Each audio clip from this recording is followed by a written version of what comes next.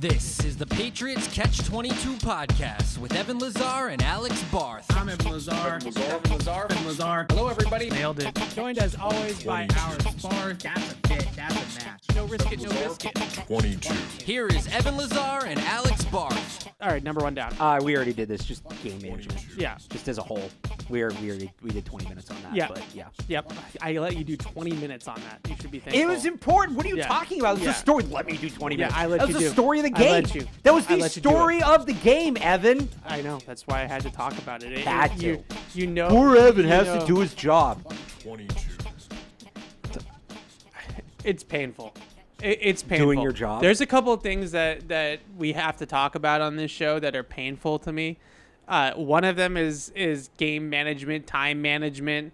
Like, did he timeouts at the right time? Did they manage the clock correctly? Did they challenge this play or not challenge that play? Like, that stuff is insufferable. It's insufferable. The other thing that is insufferable is our conversation off the air about one Bill Belichick, and just me having to talk about this is I did not want to. I didn't want to. You didn't think you were going to have to. You said it was a But- non-story. I didn't say that. That's not what I said. We'll get to Bill here in a second. It's obviously the story of the day. I think his introductory press conference is going on as we speak or about to start any minute now. It was a 2:00 press conference, but we know from Bill Belichick press conferences. no, maybe he's a couple minutes He late. likes to make an entrance. So we'll talk about that, and I have some draft takes. The championship weekend in college football was last weekend during the bye, so I did watch quite a bit of those games, and I have some opinions. I know, was it Connerly? Connerly, the Oregon tackle, as I know him, caught some eyes. Abdul Carter had another impressive game as well. So we'll talk some draft here today and some offseason as well, and maybe preview a little Cardinals. So that's the show. It's a little weird show because we don't have a game. Do you have to your ups and recap. downs ready? Of what? From the bye week. I guess we probably should have done we could have done season. I guess we probably. Or we do could that just at do the end like of the bye year. week ups and downs. So the Bills stuff, the college football playoff, just whatever. 3 things that were up and 3 things that were down in the Okay. football world during the last week. Okay. Would you like to do that? No, we can. I don't have it ready. I don't have it ready either. So we have a little bit of everything on the board today, as you can see, because obviously no Patriots game last weekend, so we can't do our normal autopsy of the game, 3 up, 3 down, all that kind of stuff. So we'll be active on the emails and the phones as well. So give us an email shout at podcast@patriots.com. There you go, because we got to mess with everything and change it on me all the time. And the phone number, of course, is 855-PATS-500. Before we get into it, hey, Patriots fans, if you want to see Toyota's best offers, including those not seen on TV, go to Buy a Toyota. I got made fun of for this, by the way.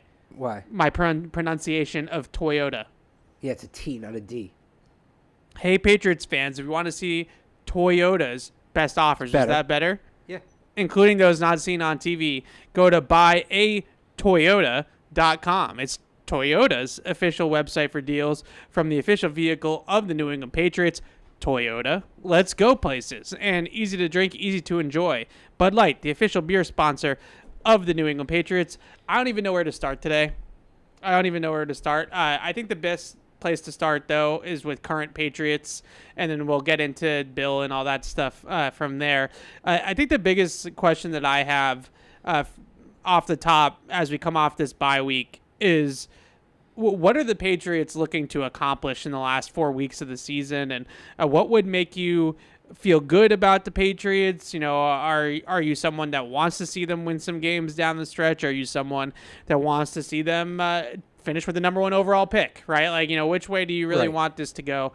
I think the biggest thing, though, for me, from that standpoint with the Patriots is, can they put together, I'd like to see multiple, but I'll settle for one. Can they put together a complete offensive game? Like from start to finish in the red zone, want to put a number on it, hit that 30-plus point threshold, which they haven't done all year. Can they put together a complete offensive game? Because I think they've been scratching at the surface of this. I feel like the Rams game, the Colts game, like those games were close to being that is a truly good offensive performance. But with the Colts, it's hard to put that label on it when you go 2 for 6 from the red zone and you turn one over on the goal line and things like that. But I'm looking for that because my feelings on the defense, I'm really it's getting to me a little bit right now about this Patriots defense. I have a lot of concerns. I think that this is the side of the ball that was supposed to be propped up, that was supposed to be solid still without Bill Belichick.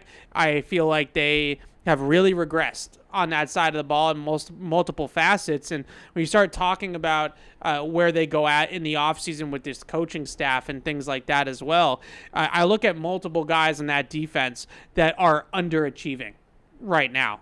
Kyle Duggar is probably the biggest one, but Kyle Duggar, Jelani Tavai, even I would say Jonathan Jones had a little bit of a down year. Like, these are guys that have played really solid, good football for the Patriots over the last 3, 4, 5 years, and they've completely gone downhill on that side of the football. So I'm not expecting much out of the defense in terms of corrections and things like that coming out of the bye, but I do think it's obtainable for this offense to put together a complete game.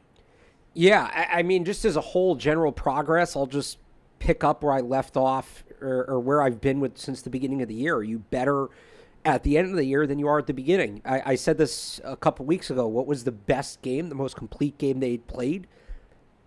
I think there's an argument. It's week 2 against the Seahawks. Now the Colts game may supersede that, but can you show some progress from September to December? And I look at like what the Carolina Panthers are doing right now, where they're not winning some of these games, but they've been a pain in the ass for the Chiefs. They've been a pain in the ass for the Eagles. Can you do that and show that like you're on the doorstep of being one of those that you're, take that step towards being at least a tough out for some of the elite teams in the league? Yeah, I think that's a really good point. And I just go back to what direction do they go in the offseason. I know we talk a whole lot about personnel and, can you see a rookie pop? Can you see, a Jalen Polk, a Layden Robinson, a Caden Wallace, one of these players emerge here in the last 4 games of the season? I'll allow for that, but I also kind of push back on the notion that it's going to change my mind drastically about their needs and their rookie class and their holes, as Alex is dying over here right now. I thought I was hitting the cough button. No, I'm just watching you just slowly decay over there. I'm good. You got a bad headache over there. Yeah, he's been sick. You're playing hurt a little bit today.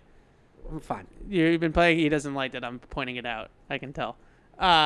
Anyways, I push back on the notion a little bit that they because there's some. I don't think that really necessarily there's something Jalen Polk is going to do in the next 4 weeks, barring that he goes for like 104 touchdowns in every, 4 touchdowns total, but like 100 every game with a touchdown, and looks like he's Justin Jefferson all of a sudden, right. That I'm going to start to sit here and say they don't, they have a number 1 wide receiver, or they have a number 2 wide receiver, or they have a hit with Jalen Polk, whatever way you want to put it. I just don't necessarily think that that's going to change my mind that one way or another very heavily.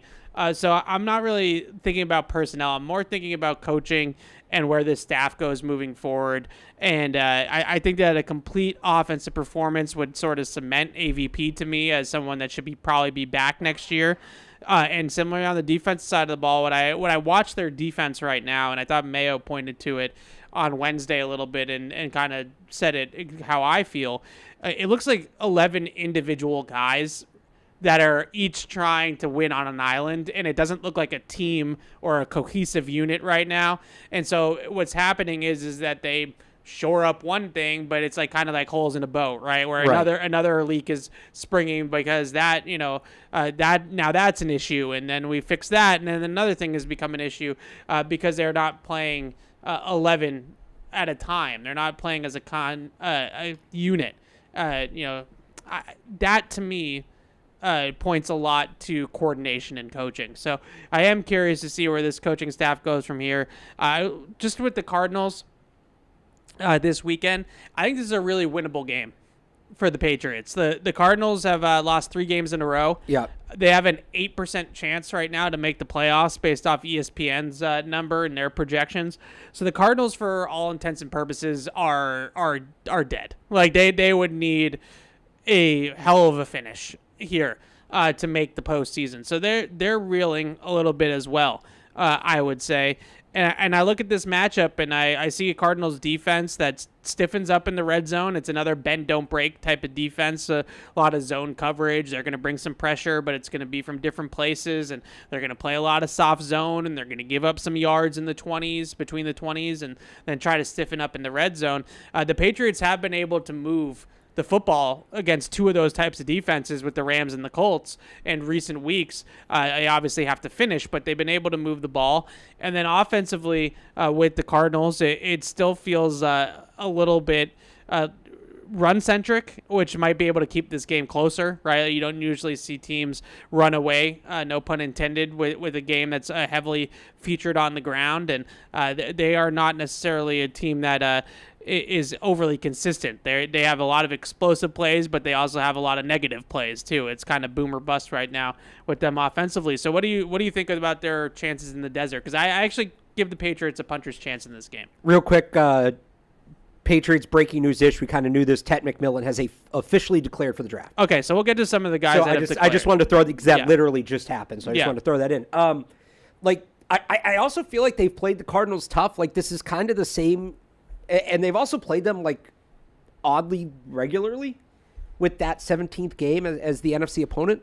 And I feel like all these games have kind of been the same thing, where the Cardinals are this team that is kind of backsliding when they play the Patriots, but they're still seen as like the tier above, and then the Patriots beat them now. A couple years ago, was it Monday Night Football where Kyler, or was it Thursday night when Kyler tore his ACL? Oh, that was a Monday night game. Monday night. So they obviously didn't have to face him in that, but this is a team that is super inconsistent in the Cardinals, a team that can get sloppy, a team that's pretty one-dimensional. They're really good at that one dimension, and that's why they were able to get off to the hot start they did, but they haven't really had a great counter. So this could be one of those games, like, that's kind of similar to the Bengals. It's kind of similar to the Bears. So it's one of those games where I do feel like the Patriots should have a chance in this one. It seems like they're relatively healthy, coming off the bye week. That helped as well. So am I picking the Patriots? No. Would I put it in the winnable game category? Yes, absolutely. Yeah, it's interesting with the Cardinals that you mentioned that they started hot again and then kind of fizzled out. We always joke and kind of label that as like a Cliff Kingsbury problem, right? Like, Kingsbury's offenses tend to teeter off post-Thanksgiving, and it's kind of happening in Washington a little bit. Like, it's not as bad as it's been in the past, and the Commanders look a little bit better lately, but they had a rough stretch there again offensively where that Cliff was coming for Cliff, no pun intended, again. Nice. And I swear I didn't mean to do that.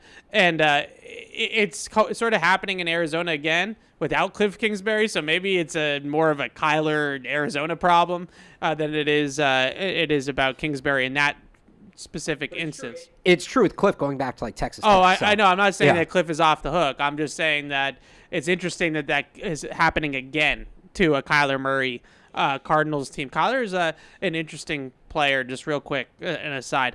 I love watching Kyler. We had this debate this offseason. Yeah, he's a really good quarterback in my mind, but he's interesting. One of those guys that I don't know if it's necessarily tangible. He tore his ACL. Obviously, you mentioned that against the Patriots a couple years ago, and that's really the one major injury he's had. But you do wonder how much the wear and tear on a smaller guy catches up to him in the season, and maybe that's part of the reason why he tails off. One of the other interesting stats about Kyler that I dug up while previewing this game on Patriots.com was against 6 or more rushers, like basically you want to call it an all-out blitz, we can call it an all-out blitz. Kyler Murray right now is the worst quarterback in the league in EPA per dropback when teams bring 6 or more in a blitz. He is the worst in the league by a wide margin. He's subtracting 0.84 expected points added per dropback in those situations, which anything over like 0.25 in either direction is a lot, right? Like, that's like an outlier number. So he's been horrible against all-out pressure, against multiple blitzers. And I think a big part of that is you bring those types of pressures against a quarterback like Kyler because he wants to scramble and get out of the pocket and extend plays. And now it's twofold. One, you're covering all the gaps on the line of scrimmage that he has for his escape routes, right? By bringing 6 guys, there's really no place for him to go. And the other thing is that you're adding defensive backs into the pass rush. So now you have athletic guys chasing him. So you don't have 320-pound defensive tackles chasing him. You have Kyle Duggar chasing him instead. Should be a good week for the Longhorn package. Yeah, so maybe the Longhorn package gets involved. It's a great point. And Brendan Schooler gets involved as a perfect spy on Kyler Murray. But you see him get really rattled when teams bring the heat against him. And Brian Flores did that quite a bit, as he always does, a couple weeks ago in that game that I watched, is similar defenses and things like that. And he brought the heat a lot against Kyler Murray. And you see some really ugly reps from Murray when you bring pressure against him, because it just takes away a lot of his crutches, right? Scrambling, getting the ball out quickly. And the last thing, and I am not a tall man. I am also vertically challenged, so I don't want to take shots at short people. But is there there's a piece of me that wonders if he can't see over the rush? Certainly looks like it sometimes. Right, and I say that with, again, I'm not trying to be mean, but I genuinely wonder if he struggles in those situations to see over the rush. And when there isn't 6 guys coming at him, he can kind of scramble or move off his spot to try to find those launch angles. Whereas when you bring that all-out heat, I think he kind of doesn't see down the field very well in those situations. So long-winded way of saying I think this is a really big game for, you got to be able to stop James Conner in the run game. If you can't get this Cardinals team, a lot like the Colts, if you can't get them into third and obvious pass where you can bring some of that pressure against Kyler Murray, that's where you're going to struggle against this Cardinals team, is downhill runs with James Conner. They're always ahead of the chains. They're third and short a lot of the time, so you can't bring the pressure that you want to bring. This is one of those games where you need to stop the run and have some fun later. Yeah, it's a big game for the front as a whole, which is obviously a group that struggled this year, especially compared to expectations. But Christian Barmore has been back. He continues to ramp up. Other guys are getting healthier. They've added Yannick Ngakoue. This group may be set up better than any other for that, upward trajectory at the end of the year. Great test for them to start off this final push. All right. Last thing on the Cardinals, and then I want to talk about some breaking news, more of Belichick stuff. There's a couple bits of news. Guys are declaring left and right at this point for the NFL draft. Garrett Bowles signs an extension today, which I think is topical. Yeah. But the last thing that I want to bring up about the Patriots in this game on Sunday, and really just down the stretch in general, the whole Cole Strange of it all, I find a little fascinating. I am really, really weary, and I've given this take on PU a little bit, but I want to expand on it. I'm really weary of changing centers on Drake May.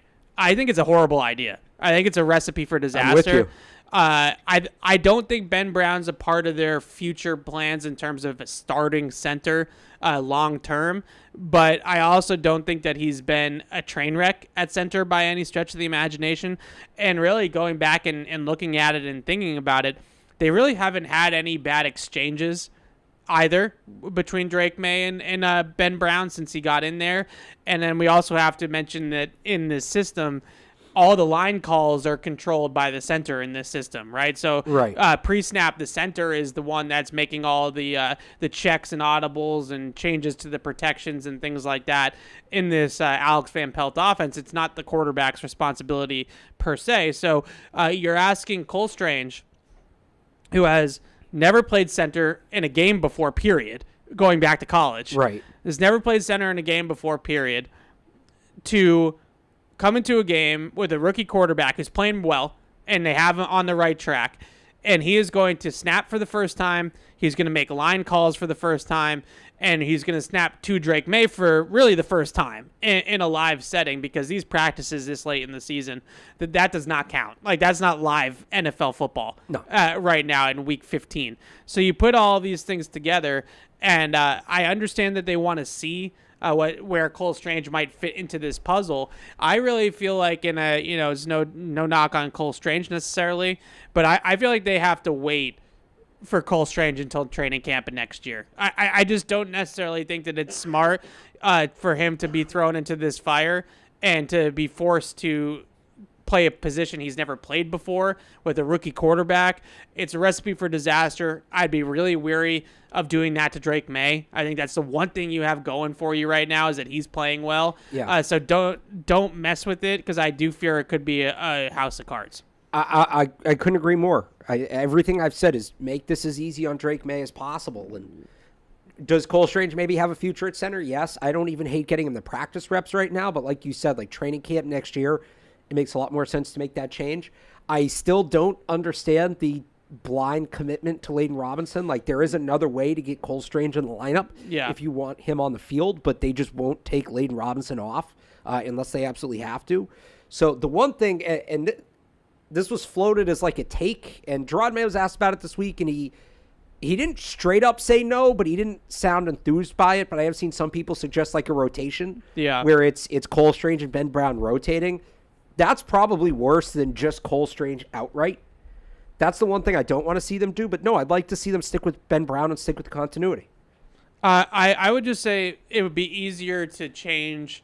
Like if you wanted to have a rotation to try to get both those guys reps, I could hear that if it was like tackle or guard. I think that's more doable where you have a rotation or maybe it's halves or I don't know what exactly it would look like necessarily. But if you want to get both those guys game reps and left guard is sort of a rotation, maybe you do it for the first couple series and then you ride the hot hand, whoever is playing better midway through the second quarter gets the rest of the game. I could entertain that. I think it's a totally different animal when you start talking about center. And when you start talking about a team that wants to go under center and play from underneath center, and you have to put the quarterback under center. And in this offense with the communication elements that come with that. And the communication is a big piece of it. So I think it's really difficult to rotate at center specifically. If they wanted to rotate Layden Robinson and Cole Strange at left guard, I would be more open to that. I still don't necessarily think it's necessary. Like, I don't know why we're doing this for Cole Strange. I really just don't, especially this late in the season. Like, it's not like he has shown at times that he can play in the NFL. I don't see what we're going to gain from that, especially from the point of view that as we sort of segue into some of this news that's broken over the last couple days, they're probably going to have a pretty significantly different offensive line to start 2025. They should. Like you're looking at probably 2 new tackles at least on that offensive line. So at what point do you also look at it and say, well, it's not even the group, right? Like it's not like he's getting in there and it's going to be the same 4 guys, and same 5, including him next year in week 1, 2025, barring injury. It's going to be a significant shuffle anyway. So the biggest point of that whole thing is that I just would not mess with this element for Drake May. I just think it's worked with Ben Brown.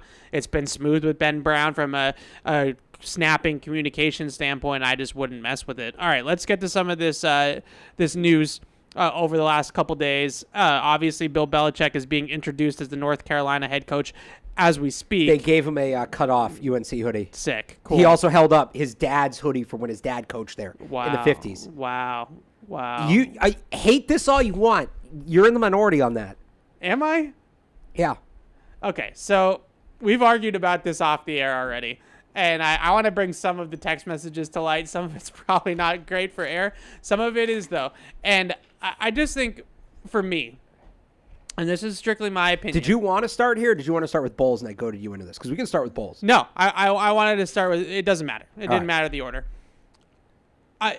When it comes to Bill at UNC, I have two different ways of looking at it that end up in the same place, right? Yeah. The first place that I look at it is this job is beneath Bill Belichick. Okay? And that's no disrespect to the University of North Carolina. It just is beneath it. It's a basketball school. It's an ACC program in college football that's never really been part of the conversation of an elite program. And on the football side of things. He's going to do Drake May like that? But, like, Drake May is such a great example of this. Like, Drake May was the only reason why they've been relevant in like the last decade is because they had Drake May. I guess like Mitch Trubisky too technically was an early draft pick, but Mitch Trubisky's North Carolina teams weren't very good. It was just that he was an NFL prospect. Drake May took them to the ACC championship game, his true sophomore season. Otherwise, they wouldn't even have been relevant for the last like decade. And it's not Alabama. It's not Ohio State. It's not Georgia. It's not Texas, right? Not USC. Like, if he was going to go to one of those schools, then I could sit here and say, okay, he went to a blue blood national champion contender year in, year out program, right? It'd be like the college football equivalent of inheriting the Philadelphia Eagles or like the Dallas Cowboys or something like that, right? But college, so this is where I think maybe, like, there's really two. This story's fascinating because you see coaches jump back and forth sometimes between college and the pros, but that's usually a certain coach. Pete Carroll, it was one example. I don't know why these names are coming to me. Matt Rule, right? You have these rare instances, though, where a lifer on one side goes to the other.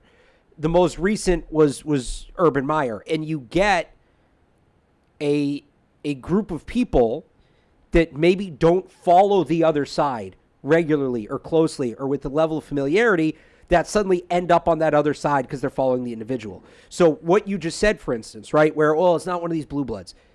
There are so few true blue blood college football teams left that are relevant, that are considered elite no matter how good the team actually is. There are fewer of those than ever, and those teams just don't, usually they hire from within. Like, it's not that common for them to have an opening. What, in college football, like what the coaches do to prove themselves, you go to that second-tier school and you elevate it to compete with the blue bloods. Look at what Deion did in Colorado. Yeah, but but that's a perfect example because Deion, it couldn't have worked out better than it has with Deion in Colorado. And part of the reason why it's worked out so well is that his son is a really good quarterback. So he got him by default because that's his son. And Travis Hunter is the best player in college football. He is. Don't tell me about your running back. Okay? He's the best player in college football, and he was at Jackson State with Deion, and like it just followed this whole path. Like Deion, my point is that Deion kind of got lucky that those two guys were in his back pocket, right? Sure, but like I'm expecting Bill to do well in the portal.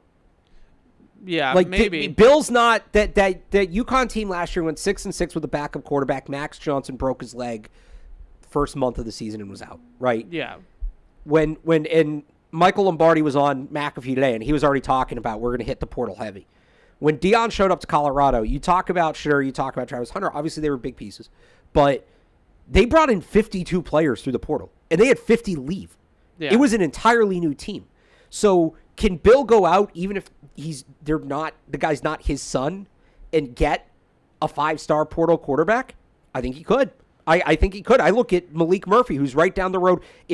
So Malik Murphy was the guy who played over at Duke, right? Right. He was the guy who played over Arch of Texas, transferred to Duke last year. He's back in the portal. Yeah.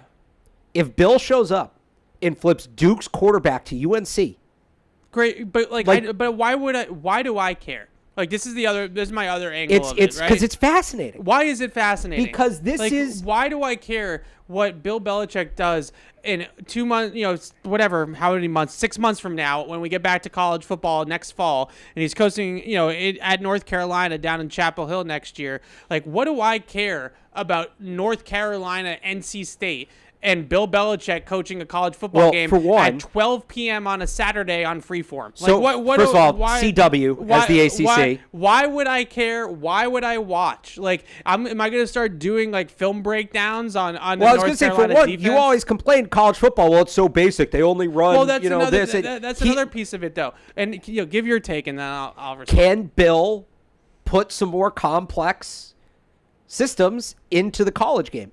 And that... No. Just no. You're not even willing. You're not even open to the possibility of it. Not at that program.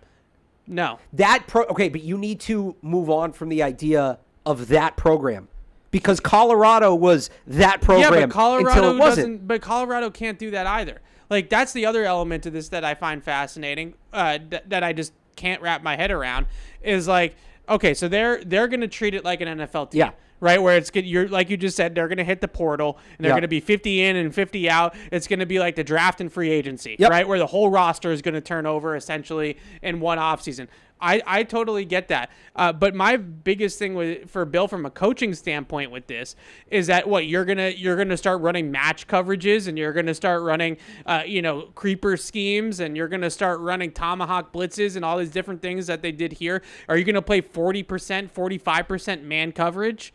They might. I really think they might. College kids. I really think they might. Oh, he's gonna get torched. Is he? Yes. In the ACC? Yes. You can't do that because you just don't have the horses. Like, you don't have the personnel to do that. They don't have Stephon Gilmore to go out there. First of all, you're not facing the same level of opponents. I get that, but I'm more talking about, like, the scheme. The best wide receiver in the ACC just transferred out, Casey Concepcion. Well, we don't know where he's going yet, but he's leaving NC State.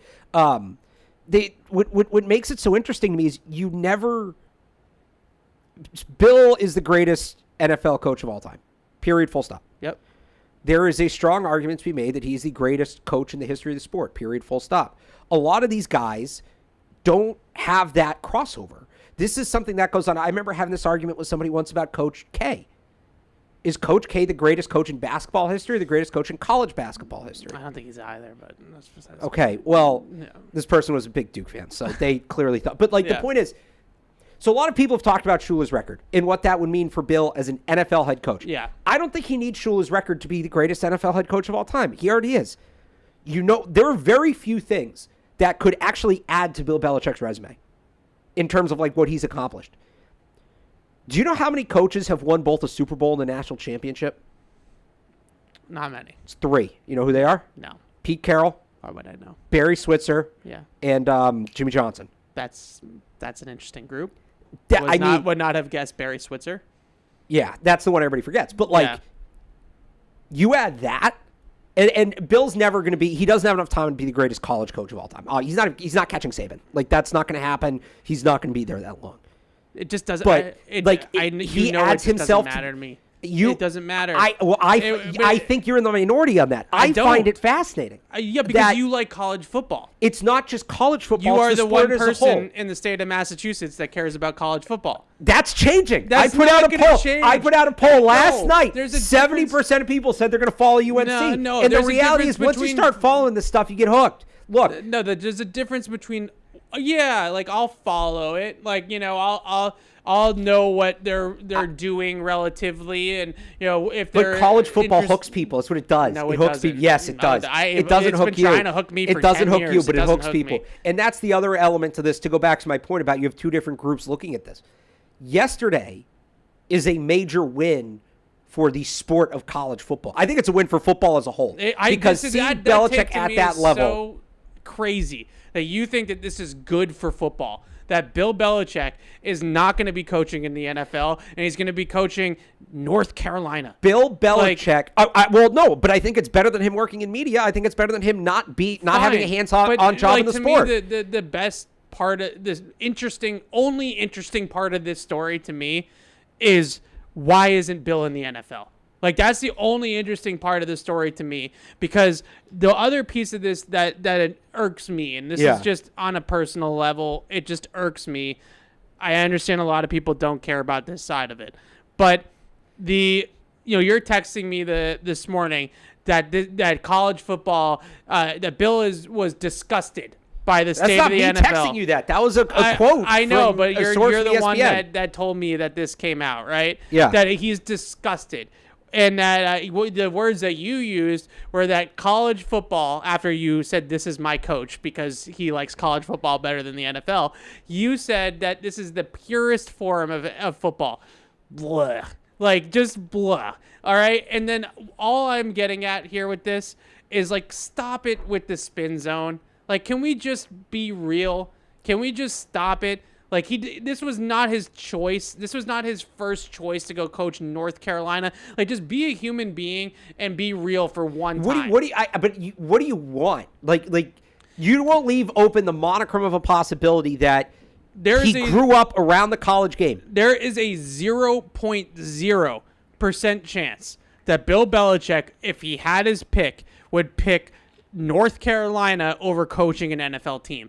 0.0. There is no way And all of this stuff that's coming out, the Wickersham article and all this stuff that's coming out about how he was done with the NFL was done with you. And if we could just have that conversation like real people, then I'd be open to it. Who does that say more about, the NFL or Bill Belichick? It's irrelevant to the point that I'm trying to make. Like, the point that I am trying to make is that every single time something goes down with Bill, the spin zone that has to happen after it, like, you don't need that, dude. Like, you don't need it. You're Bill Belichick.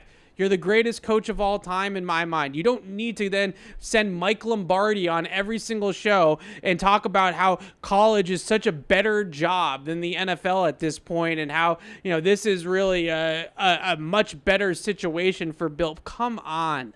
Like, everyone knows that Bill would rather be coaching in the NFL. Everybody knows that he'd rather be chasing Shula and that he'd be better off in the NFL and all those types of things. Like, everyone knows that that's where he wants to be. If we want to talk about whose fault is that is more interesting to me than North Carolina versus Central Florida in October next year. You don't think that there's a little bit of a possibility? Maybe it's not his first top choice. I think his first top choice would have been to finish here and get the record here, right? But you don't think that there's a little bit of a possibility that he grew up around the college game, he was raised in it, and he's had an affinity for it, and there was never really an opportunity for him to leave or for him to go to make that jump. Like, he was on the NFL path. He was with Parcells. That was the path to becoming a head coach, not going to college. It was sticking with Parcells. Did that, got here. He wasn't going to leave here for a college job with the success he was having. Now he has an opportunity to do it, and this is it. Like, if he ever wanted to coach college football, this is it. And maybe it was always something he wanted to try. Maybe it's not his first option, but maybe it was something he wanted to try. And you keep bringing up, UNC versus UCF, whatever. He's the greatest coach of all time. If he's putting a team on the field, it's inherently interesting to see what that looks like. You're acting like, and I'll even slander my own brand here. You're acting like he went to the UFL. You're acting like he went to the Spring League. No, I am like acting that. If he did that, I'd be like, yeah, this is dumb. I'm being real about this. I agree that come next fall, people will be generally aware of what's going on at North Carolina. I would say in a lot of ways it's similar to Bill O'Brien going to Boston College, right? Like, it wasn't the main story in town by any stretch of the imagination. Bill O'Brien's not Bill Belichick. But you really truly think that, like, your station is going to be doing full segments on what is going on with North Carolina I think football? On Monday you'll probably get a segment of what'd you think of the North Carolina game? What'd you think of the job Bill did this week? I'm going to do it. That's my crazy. station. I'm going to do it on the website. That's crazy. That's absolutely crazy if people are going to be actually sitting down and watching this. If we did full days of Brady in Tampa, I think Bill in North Carolina gets a segment. But that's my I'm not point. saying it's going to be as close as Brady in Tampa. It's so different, and Brady in Tampa was so much more compelling. Like, I think that's the part. Well, no, do you remember what everybody said when Brady went to? Oh, could he go to Tampa? Yeah, that organization is barely an NFL team. No, it's like the same thing you're saying. Those are just those crazy people. That's the same thing you're saying. I don't want to keep belaboring Bill because I really don't care. But at the same time, the part of that irks me about this is that it would have been so much more interesting to see what he did with an NFL team. Like, could he get back to the top in the NFL? I think this is more of a challenge.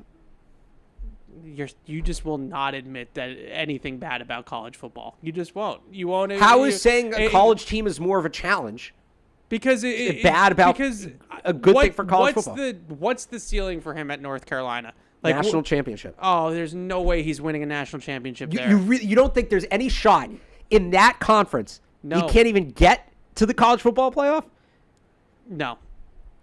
He made the pitch on McAfee the other day. This program is going to be geared solely around getting players ready for the NFL. That is going to resonate with a lot of players in the portal, high school recruits.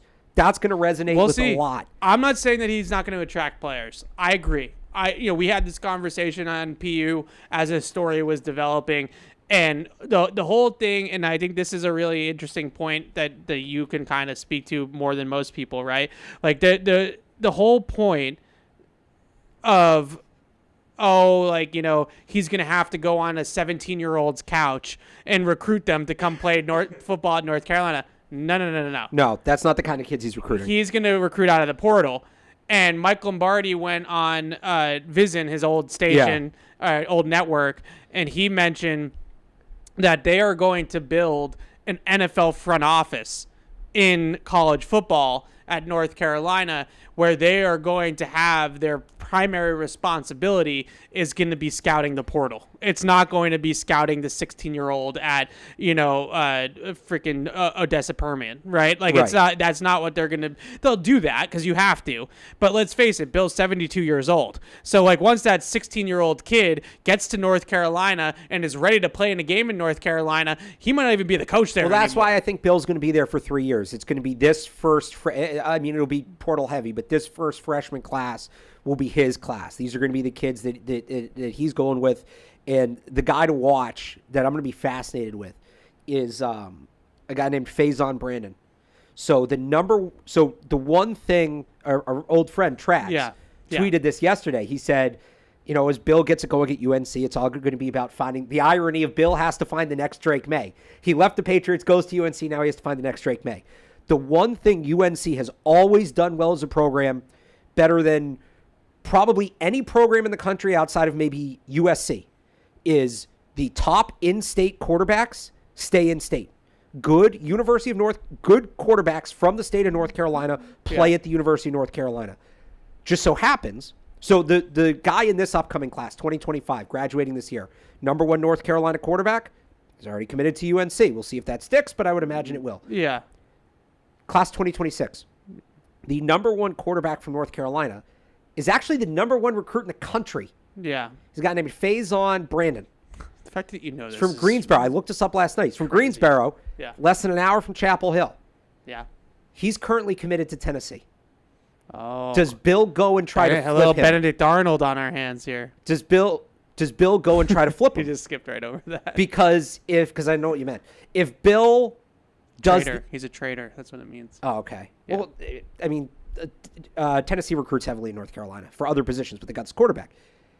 If Bill goes and Faison was asked about this, that's the impact of Bill Belichick. They're asking the number 1 recruit in the country who is already committed. You're missing my point. Would you what did you think? I have and he no goes, doubt he'll well, be so able wait, to so he attract says, talent. So the None. kid says, yeah, it's a good hire. I don't think I'd take a call from him.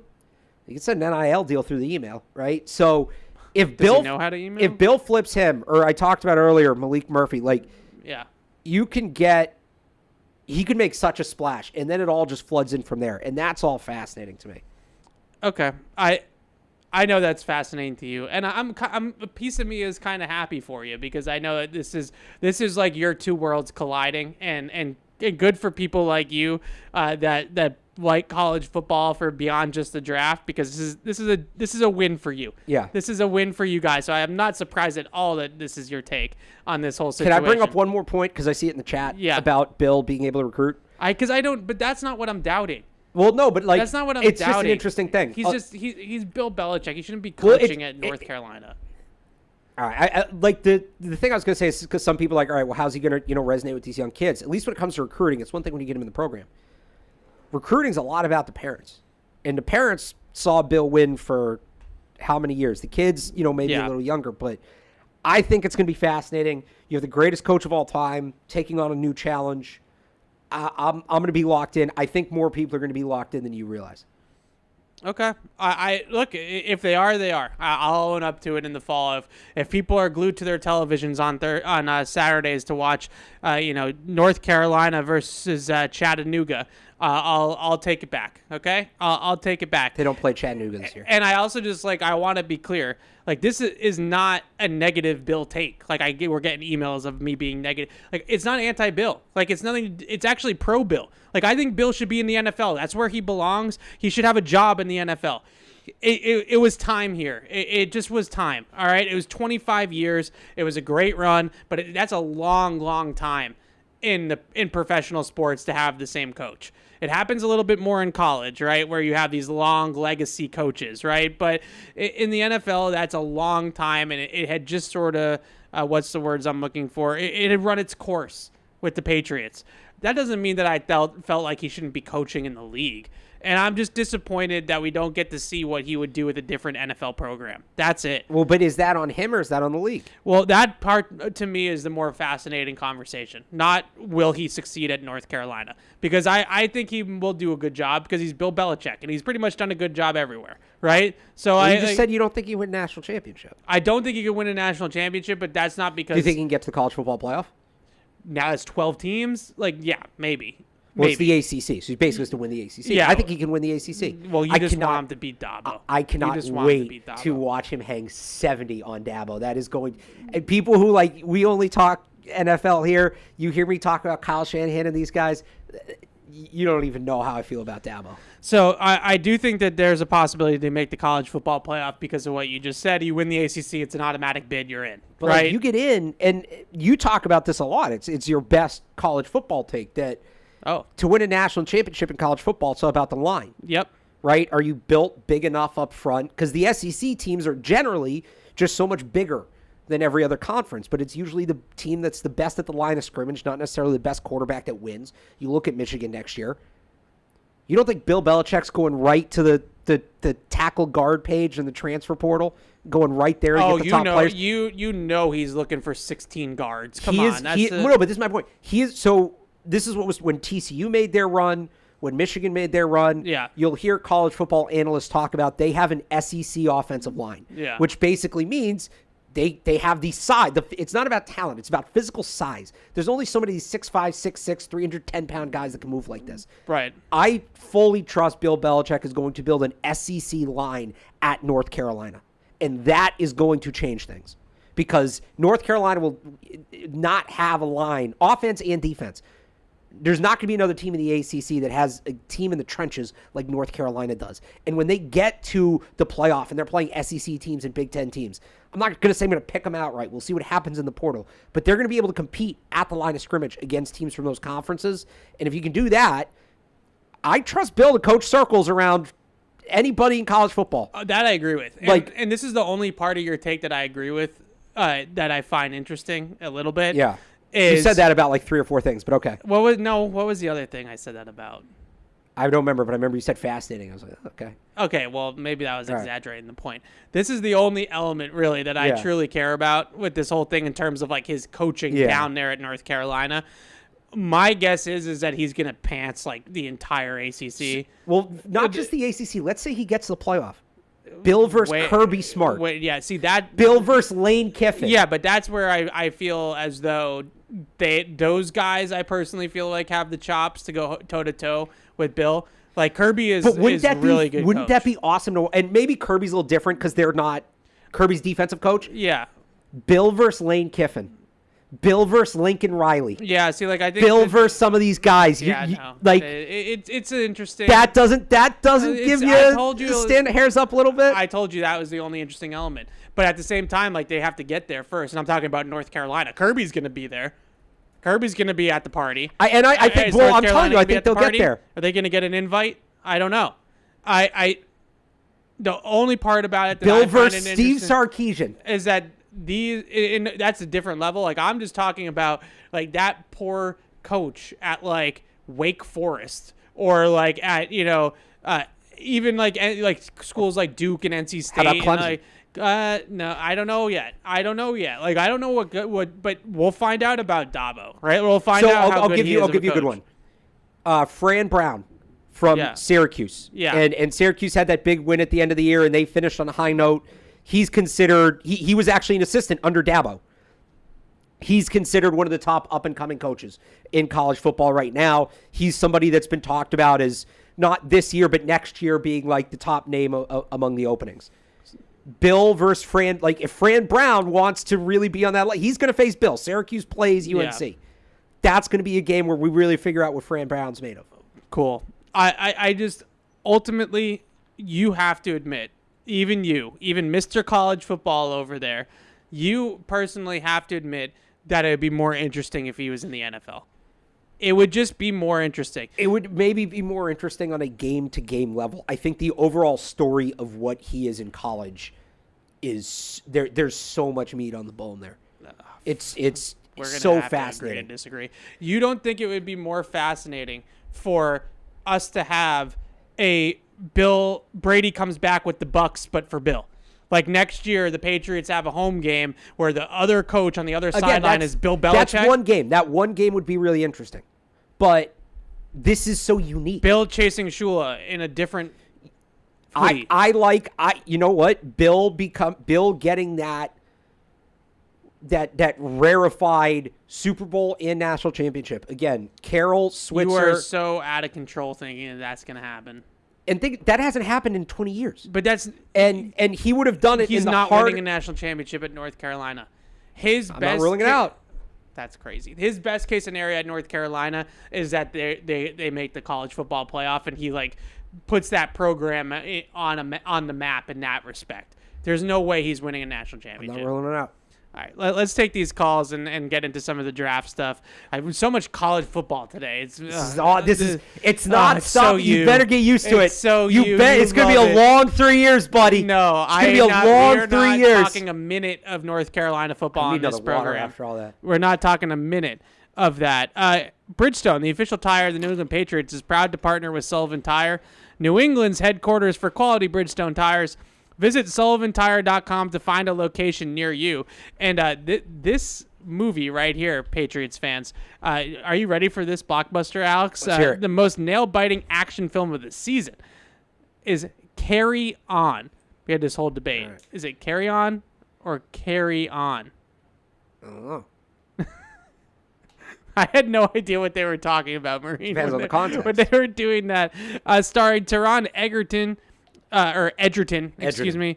Sophia Carson and Jason Bateman touches down on Netflix on December 13th. Oh, we're 1 day away. Just in time for the holidays, only liquids allowed, blood, sweat, and tears. Catch Carry On, December 13th on Netflix. All right, let's take your phone calls. 855-PATS-500 is the phone number. We have a lot of emails into podcasts@patriots.com as well. But start us off, Patty is in Agawam. What's up, Patty? What's up, gentlemen? How's your Thursday going? It's going well. How are you? Pretty good. Evan, I got to talk some more college football. Sorry. Love it. Blah. But I got a question for each of you. Now, Evan, you brought up, I think it was last week or the week before, when you started breaking down film that Travis Hunter you felt like was the only blue chip, but you felt like Will Campbell was also worthy of taking top 5. Just observing what you observed through Will Campbell on film, do you think like he can get to the level, like his ceiling is a high, like a Pro Bowl left tackle? That's my question for you. And Alex, I'll take that off air, but Alex, I got 2 players I want to throw at you, and you tell me stud or dud. Jaden Higgins from Iowa State, wide receiver, and Terrence Ferguson, tight end for Oregon. Okay. Thanks, Patty. Thanks for the call. On Will Campbell, this is going to be an ongoing debate, I can tell, for the next 5 months about Will Campbell and where he fits on the offensive line. I believe that Will Campbell has Pro Bowl caliber traits as an offensive lineman. Where on the offensive line, whether that's on the inside or the outside, I'm still TBD on, right? I need to see the measurables. I need to watch a little bit more. I need to hear a little bit more from people that I trust. But do I think that he has the blocking talent to be a Pro Bowl caliber guard or tackle? Yes. I just don't know which one he is yet. Yeah, comes down to the arm measurement, right? Yeah. So the 2 guys he asked, I know I haven't done a ton on the Iowa State receiver, so sorry, I'm going to have to TBD there. Who was the other one? I don't remember. I thought that was your job to keep track of those guys. I know it was, and I can't. What was the? It's okay. It's okay. He throws 2 random names at you every single week. Patty, email in if you can. I'm sorry. Podcast@patriots.com because Alex space cadetted, so then we can get that second name for you. Oh, Terrence Ferguson from Oregon. That's who it was. Yeah, like a lot of these the tight ends in this class, I feel like there's kind of a type. He caught a couple touchdowns in the championship game, right? Yeah. Big physical tight end, not afraid to go over the middle, like very much, central casting, that kind of thing where pretty traditional. If you're, projected to be a mid-round pick, early day 3, if you're looking for a player to draft and develop for a year or 2 behind Hunter Henry, maybe he replaces Austin Hooper as a second tight end with the idea that he's eventually going to become that primary tight end. he'd be a fit in that role, certainly. Yeah, he has a lot of move skills, is what I see, right? Like they move him around the formation a lot. He plays off the line a lot. More what I saw, at least a little bit more of a receiving tight end, I would say, in that game. But Oregon's offense was fun. Watch them on film, and we can get to that here in a second. A little bit about some of those guys that popped in that championship game. But they run some weird stuff. Like they'll run like unbalanced line and like all sorts of stuff. They flip their tackles a lot in those unbalanced lines, and the tight ends move around quite a bit too. So he's kind of versatile. Like he's sort of like a bigger version of Jaheim Bell, I would say, is how I saw him. At least the game that I watched. I don't know that he's doing in the NFL some of the formational stuff that Bell's doing. Yeah. I mean, I guess you could maybe coach him up to that. He's just kind of Bell's not as tall. He's a lower center of gravity, so he's a little more agile. Ferguson more upright. But yeah, I could see that. He also he has the size to become a blocker. He's just so big. Yeah. All right. Riley is in Phoenix. What's up, Riley? Riley. Hello. All right, Riley, give us a call back and we'll get you on the air. Deshaun is in Virginia. What's up, Deshaun? Hello, guys. How you guys doing? I'm getting out from work. We're good. How are you? Good. I wanted to talk about like the strategy of trying to actually, when you guys talk about offensive linemen, but I was thinking about like if they can happen to get T-Mac and then try to get T. Higgins in free agency, and then they can just focus on the offensive line in free agency instead of trying to worry about too much in the draft. Yeah, it's a good question, Deshaun. Thanks for the call. It's a good segue for us because one of the big blocks off the free agency market went back to Denver today, I guess is the easiest way to say it. Garrett Bowles signs an extension with the Denver Broncos. I never expected Garrett Bowles to hit unrestricted free agency. Still young-ish, really good tackle. Starting caliber tackle for Denver. You have a young quarterback there on a rookie contract, so you have the flexibility. And you also just learn from the Patriots' mistakes a little bit. You don't want to put yourself in a position where you have a revolving door at left tackle with a second-year quarterback in Bo Nix. So they're able to lock up Garrett Bowles, which really puts the tackle market, and I tweeted it out when it happened. This is what happens. Like, these guys do not hit unrestricted free agency. The true premium tackles, and I believe Garrett Bowles is a premium. Premium doesn't necessarily mean he's top 5 or elite or anything like that, but he is a rock solid, Sharpie him in as the starting left tackle for you in an NFL lineup. Those guys just do not hit unrestricted free agency. So the only other guys now that have a chance are Cam Robinson, who will, because Minnesota has Christian Darrisaw coming back off of an injury next year, so they don't need to pay a left tackle. They're already paying a left tackle.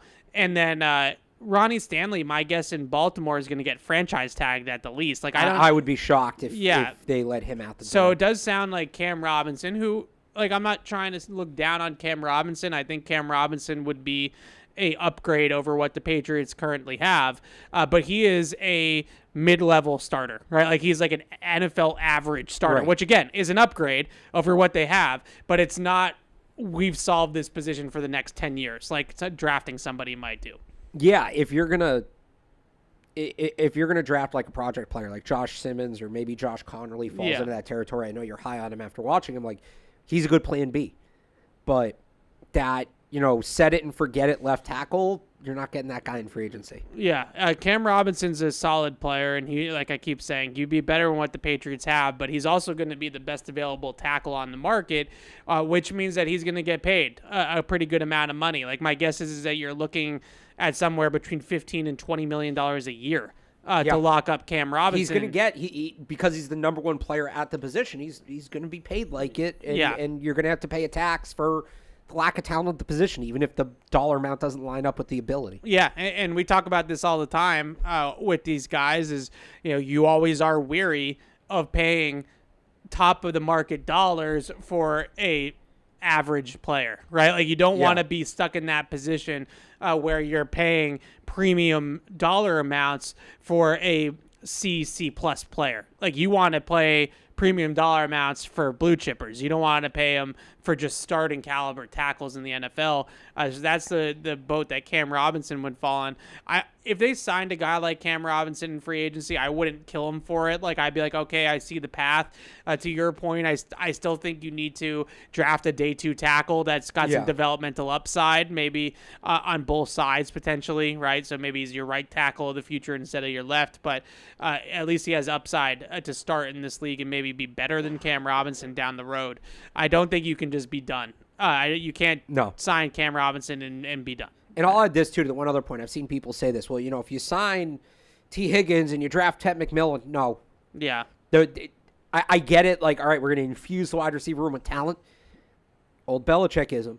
It's not about collecting talent. It's about building a team. Yeah. Ted McMillan and T. Higgins, too much overlap. You can't have those Same two guys. player. They play the same position. Spider-Man meme.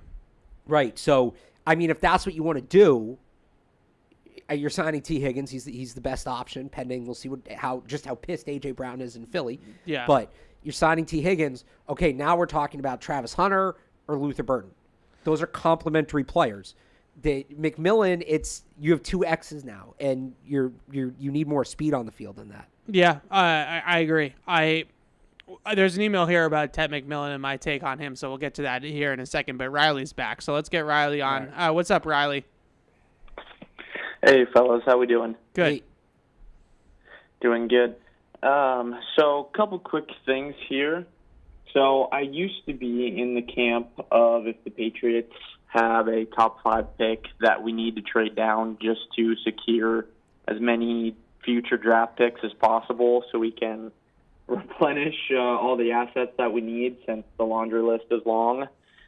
But as of recently, I've kind of come around to the idea of drafting Travis Hunter, just given the fact that he is the best bona fide player in the entire draft, or if not one of the best.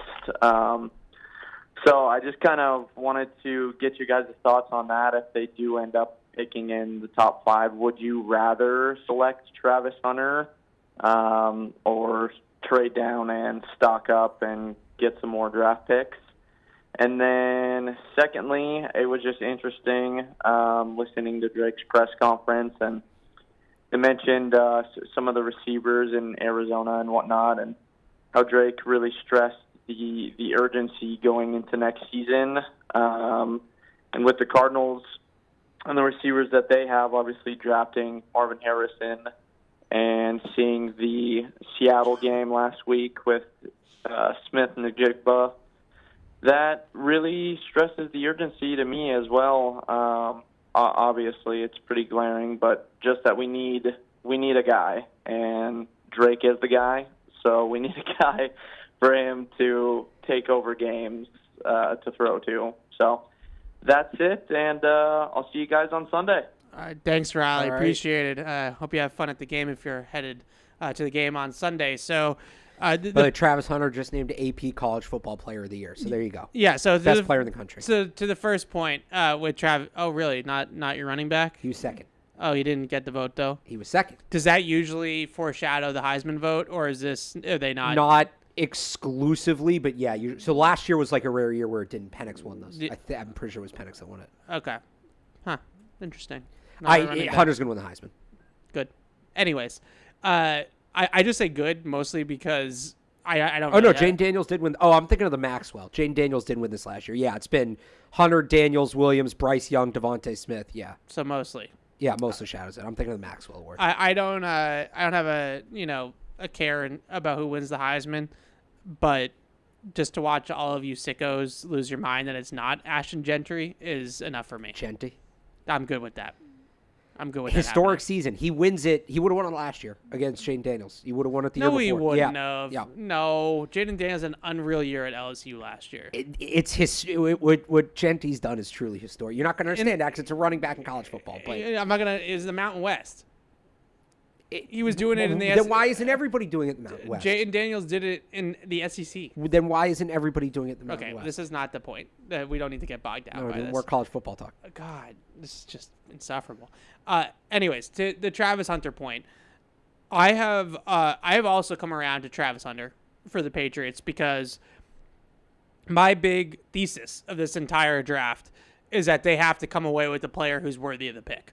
Right, that's my big thesis, and I worry a little bit in this draft about the talent at the top. I don't think everybody that we have discussed or we will discuss is necessarily a top 5 pick every year, right? Like, that's the biggest thing to me, is that I want to make sure that the Patriots secure a top 5 player in year in and year out, right? A guy that would be a top 5 player in almost every single draft. It's not always going to happen that way. I understand that. Last year's draft, for example, was just exceptionally loaded at the top, right? You had blue chip, 7-8 blue chip players. Like, that doesn't happen every single year. But on the whole, I want to come away with a guy that is a top 5 consensus talent.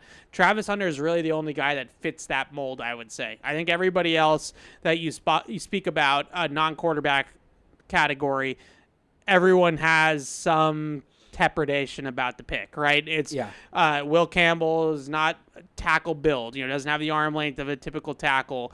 McMillan is not everybody's cup of tea, mine included, right? Like, that's not everybody's favorite style of receiver, so to speak, or whatever. A guy like Mason Graham, who I wanted to talk about a little bit today. Awesome talent. But he's an interior defensive lineman, right? Like, not usually a position that's considered premium level position. So all these other guys have these types of warts in their profiles. It's pretty hard to find a wart in Travis Hunter's profile, right? Like, maybe if it's your thing of, like, which side of the ball is he going to play full time, and that navigating that whole conversation. Well, I think there's two, because my thing, there's no such thing as a perfect prospect. Yep, I agree with that. And there's two sides to that. It's also to say that you can say a guy has areas of improvement or weaknesses and still admit he's an elite prospect. To me, with Hunter, it's one, the development plan, and then just durability. And some of that ties in with the development plan, but he's not exactly, like, he could probably put weight on. He's not exactly built. Yeah, that's fair.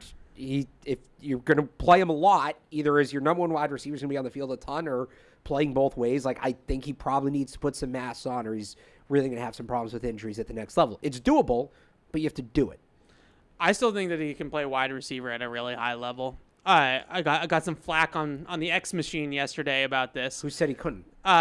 Well, I think some people. You mean without putting on weight, or just no? I just think some people. Because if you're going to send him over the middle like that, like, he needs a little more cushion. I think some people are of the thinking that Will Johnson, who declared yesterday, is one of the guys I wanted to talk about because of his decision, which I think we all saw coming. A lot of people think Will Johnson's the best corner in the draft. A lot of people think that Ted McMillan's the best wide receiver in the draft. So neither of those are Travis Hunter. So can I say something on that real quick? Because I tweeted earlier about McMillan and people jumped down my throat. I'm calling Ted McMillan the best receiver in the draft. I'm calling Will Johnson the best corner in the draft. Travis Hunter is the best Travis Hunter in the draft. Yeah. He is his own thing. Okay? I am not... Classic. But isn't that... Because, like, we don't know... This goes to the whole thing that crawls up my ass about edge. Yeah. But this is why we need it. Yeah. Because... All right, well, on some teams he might be a defensive end. On some teams he might be a linebacker. We don't know. Right. So here's the way to rank them. Travis Hunter is my number 1 ranked dual threat player in this draft. He's a separate conversation. You're not... He's your number 1 athlete, as we call it in NCAA. That's what this recruiting is, yeah. Good job, college football. Do you really think there's any team that's sitting there debating Travis Hunter, the wide receiver? Like, okay, we see Travis Hunter as a receiver. Yeah. And we're going to debate him versus Ted. Like, I don't think that's happening. The debate is more, do we want a player who has a defined position and we can just plug and play? Right. Or do we want this guy who's more talented, but there's going to be more work on the part of the coaching staff to figure that out? That's the debate. If he is a wide receiver, he's the number 1 wide receiver, but we don't know if he's a wide receiver because we don't know there, and I don't think there is. There probably isn't a consensus among all 32 teams. Yeah. So Ted McMillan, wide receiver 1, Will Johnson, corner 1, and it helps that neither of those spots are debatable beyond Hunter. Burton's not the wide receiver 1 anymore. Maybe Siobhan Revel would have got there if he didn't tear his ACL. We're a few months away from getting to him. Travis Hunter's the number 1 Travis Hunter in the draft. That's such a you answer. I would urge people to watch a little bit more than just casually watching college football on a college football Saturday with Travis Hunter at wide receiver. Travis Hunter at wide receiver really impressed me. Like, really did. His instincts and his ball skills are a lot better than I thought they would be. What I mean by instincts is just sort of feeling out coverages and soft spots and working over the middle of the field and working with his quarterback in tandem with Shador and being able to kind of play that two-man game with the two of those guys when he goes off script and off platform. Hands, like excellent hands, body control, ability to finish through contact at the catch point, like all these little detailed minutiae that we talk about. I think the only thing that he's sort of missing from that standpoint is like real route running ability against man-to-man coverage. Which is coachable. Yeah, like that's probably the next step for him is like learning all the little tricks of the trade of how. But like if you have him focusing on that position, then he'll catch on to those types of things. The athleticism pops, and then I would just say, those details, the ability to find a soft spot in the zone, the ability to work in tandem with the quarterback off script, the ability to he has some unreal catches on his tape. Like really great plays at the catch point. So I really came away from his film just thinking a lot more of him as a receiver than I thought, because I was of the mind as well that he was a corner, and he was a better corner, and he might still be a better corner, but then we get into the conversation of positional value and what's more important and that sort of thing. So I'll add this too on Hunter. I think a lot of people who aren't big time college football fans, they watched Colorado early on last year when they kind of made that initial surge. Yeah. Didn't follow them down the stretch. And then this year, they weren't in the national picture till very late. It's night and day last year to this year. If you're thinking of Travis Hunter, the receiver last year, I understand why maybe you're not super sold. I wasn't at first. I had to go back and revisit it. His improvement at receiver from 2023 to 2024 is immense. Yeah. So if you're basing it off of what you saw during that last year, he was just kind of running the space, and Shador was throwing him the ball. He wasn't like playing receiver at a super technically high level. He added the technical part to the position this offseason. He clearly put a ton of work in on it. Well, because I think he wants to play receiver. Because I think he went right, exactly. Because he saw it was a possibility in the NFL. Yeah. Probably didn't consider that before. So you got to go off of that more than just that initial burst last year. Like he got tremendously better from last year to this year and even over the course of this year. Okay, so I have a list here of things I wanted to hit on with the draft as well. I know we already on. Are we going to get one Ted McMillan take in there? Because I did some research on something. Okay, I'll save it for that. So I have him on my declared list here. So let's start, because I have a recency bias. Oh boy, we're already going with recency bias. We're already going recency bias. I actually think I have one too. Let me double check my notes. I think I have one too. So we're already going recency bias. Oh, I do. Which is fun. But let's get to the newsier items first. Okay. So the big one I wanted to talk about today was I got my hands on the help me here, Oregon Penn State, which Big Ten. Big Ten. I'm not even going to knock you for not knowing the conferences at this point because they're nonsense. I didn't know before. I'm definitely not going to know it now. So the Big Ten championship game that was played last weekend, Oregon Penn State, really fun game. I watched it live. Even Jess was kind of into it. She was like, "This is what the heck is going on?" And in I this was game? not expecting that to be a good game. That was especially following. Did you watch Texas Georgia too? Yes, a little bit. That game was wild. I didn't watch it as closely as I watched Oregon Penn State, but the two kind of big takeaways from Oregon Penn State. One, Abdul Carter's an absolute dude. Like that guy, I had him on my list of like top. He was the top guy in my next tier. If the Patriots were to trade down a little bit. We talked about this when we were waiting to go out to practice today. I'm pretty close to moving him up into the S tier. Like he's the worthy of a top 5 pick. You're not trading down. You're taking him on the spot. Yeah, that I'm close. And if he has a good playoff, then he's going to definitely be in this list for me. I think the things that stand out about his game, and this is what I mentioned to you earlier. Yeah, I'm really big on. Don't tell me the number. Don't tell me the position. I just want to turn on the tape and be able to point to the guy I'm supposed to be watching. Sometimes you can just tell this guy's different. He is a different human being. Like he moves differently than everybody else on the field. He moves like a top 10, top 5, top 10 pick in an NFL draft. His explosiveness and his just twitch and athleticism is incredible. It's elite, right? Like he is shot out of a cannon. I think one of the things that stood out to me though the most about this film against Oregon for Abdul Carter, his effort and his motor in this game were awesome. Like he was into it, right? Like, and you don't know what those types of guys, like, I get it. He's competing at a high stage. He should be into it. It's a box check for him. But let's face it, he's going to the NFL next year one way or another, right? And he's going to be a top 5 pick, top 10 pick in this draft coming up one way or another. Even though he didn't recover it, to watch him dive for that fumble, there's a lot of guys that make a business decision there and don't get on the ground for that ball. Apex competitor. Yeah, and so I loved that aspect of that game. You know he has the athleticism. You know that he has the big splash play ability with his explosiveness and ability to get off the ball.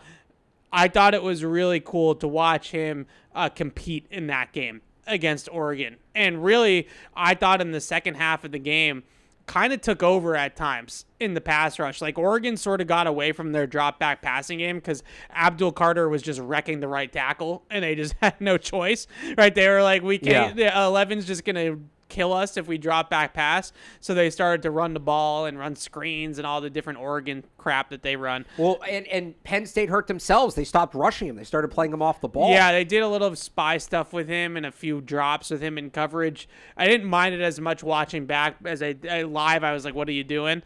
But overall, I don't know if I'm fully ready yet to put him in that, stick and pick category at 3.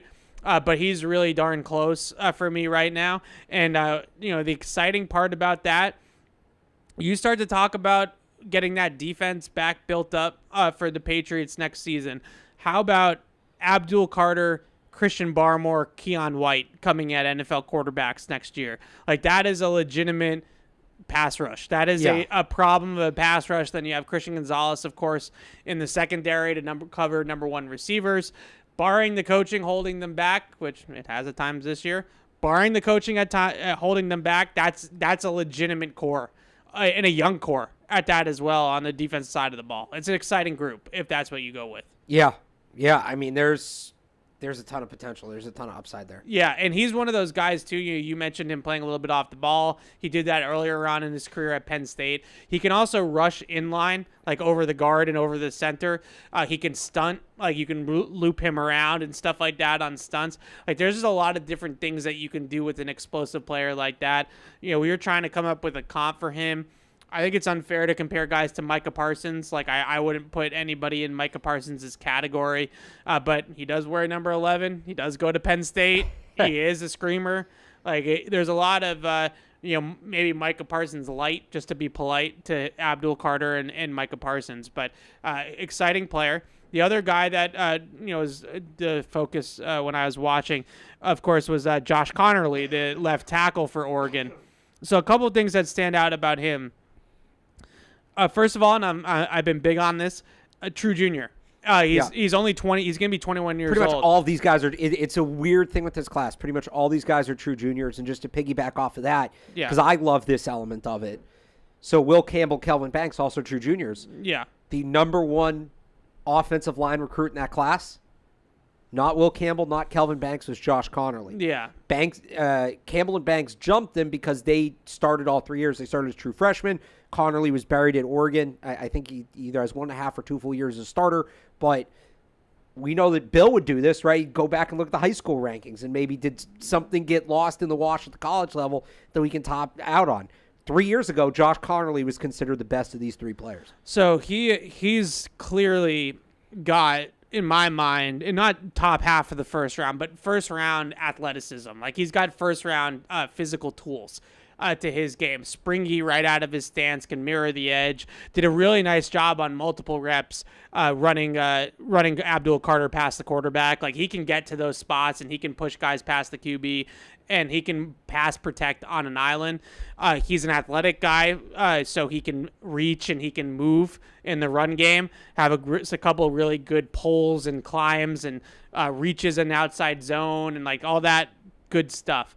So when you start to talk about assuming it's Alex Van Pelt, assuming it's Scott Peters, back here again next year for the Patriots, he fits the mold of like a zone blocking left tackle, right? Like you have an athletic guy that can move at the position, that can pin pull, and that can crack toss, and that can outside zone, that can pass protect on an island at left tackle.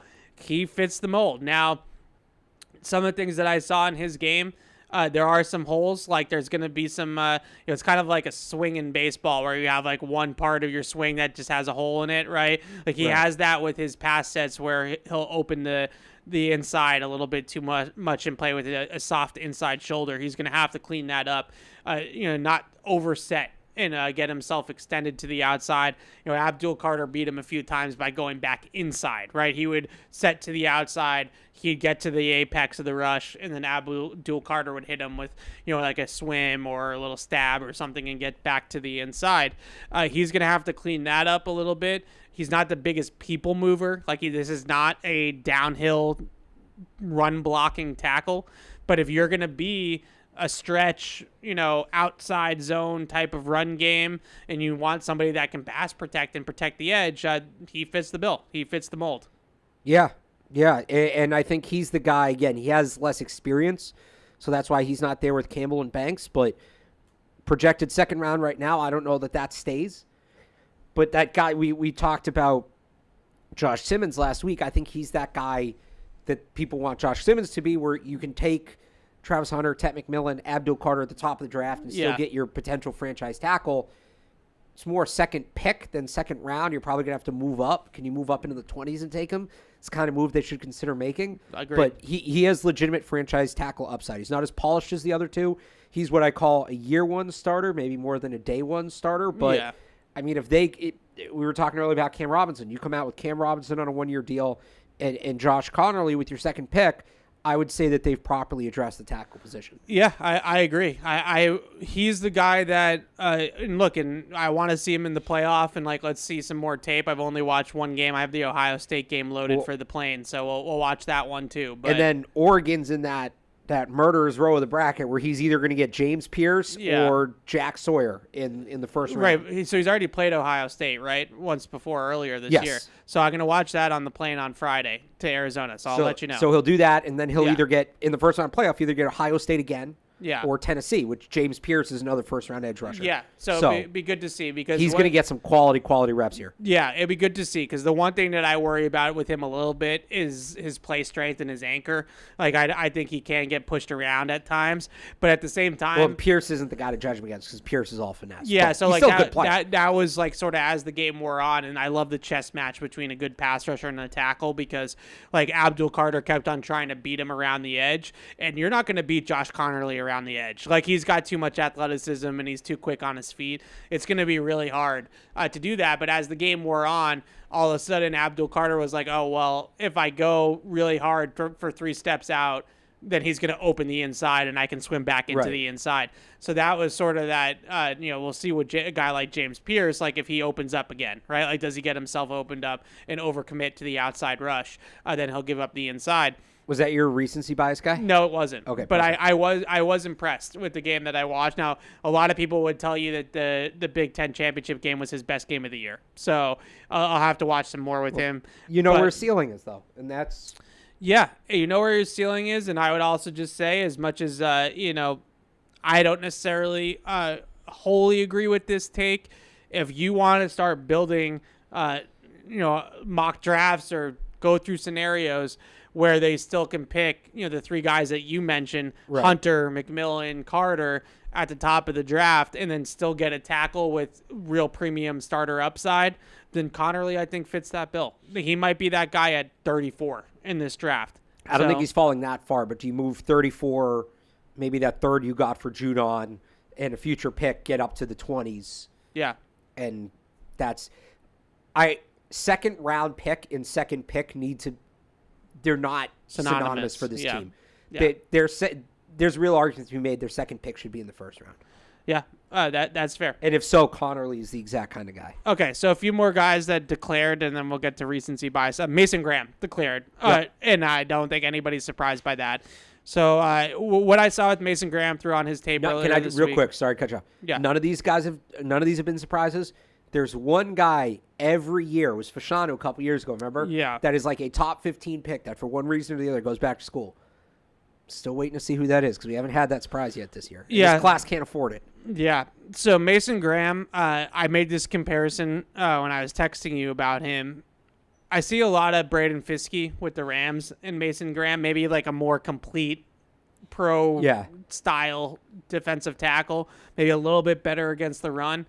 But Braden Fiske's had an awesome year from the Rams. And you see a lot of the same traits with Mason Graham, just really quick into his gaps, shot out a cannon off the ball, explosive, high motor, bunch of different pass rush moves that he can use in his arsenal. His arm over is his best, but he has a couple different ones.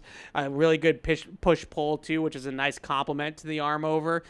He's got some stuff in his toolbox. And you see these combinations of things that he has. I would say, is that your fourth water of this show? Well, one of them's like frozen, so there's still a bunch in there, but it doesn't help me. But yeah. Gotta stay hydrated. My thing with Mason Graham is that in the NFL, I think he's a 3 technique through and through. Like, I don't think that this is. I was hoping that maybe he was going to be a little bit stouter to play him over the tackle. Yeah, we talked about this last week. Yeah, so you could play him and Barmore together more regularly. To me, I'm just not necessarily seeing the great fit because you're going to also have to have Keon White rush on the interior on third downs too. So like now you're talking about getting 3 true interior guys all on the field at the same time. And I don't know if there's a path to that necessarily for the Patriots. I didn't love some of Mason Graham, his run defense tape. I think he plays with high pads. I think he gets moved off the ball a little bit too much. So the further away that you move him away from the ball, the harder it's going to be for him to just penetrate and make plays in the backfield. So he's got a play of, like, I would say as a 3 technique in between the guard and the tackle. Like, that's his natural position. Yeah. So you start talking about how does the puzzle pieces fit together. It's a little bit about like Ted McMillan and T. Higgins, right? Like, how do the puzzle pieces fit together? Really, really high-end talent. I just don't necessarily know if it makes a lot of sense for the Patriots. Yeah, same thing I said last week. If that's the kind of player you want and not that high of an investment on that guy, trade down, take Deion Walker, add more. You can't burn that pick on a player that, look, they need blue-chip talent, and he's blue-chip talent, but Christian Barmore is one of the few blue-chip players you have. You don't. Yeah. I talk about upgrades and additions when we come to the draft, where an upgrade is a better version of a player you already have, and I don't even think Graham's an upgrade. But they need additions. They need guys that bring things they don't have. Graham's a really good player, and they need good players, but they happen to have a guy that does what he does at a high level. You basically would have 3 guys that all want to rush on the guards. Right. And you can only have 2 guys that rush on the guard on any given play, right? So at that point, trying to find that usually would mean someone's playing out of position or not to their strength, right? So you're trying to find the pieces, whereas like a guy like Abdul Carter, clearly an edge rusher, right, so then he's your Matthew Judon. Yeah, you can see how those puzzle pieces fit together. The other guy that declared, who I feel similarly about, but also one of these blue chip talent, Will Johnson, who we talked a little bit about earlier. He declared out of Michigan as well. What I do like about Will Johnson, it goes back to my true junior thing. We all knew Will Johnson was going to be a top 10 pick in this draft last year after the national championship game, right? Like he was already there. This was like a bonus year for him in college just because he had to get to the minimum requirement to be eligible for the NFL.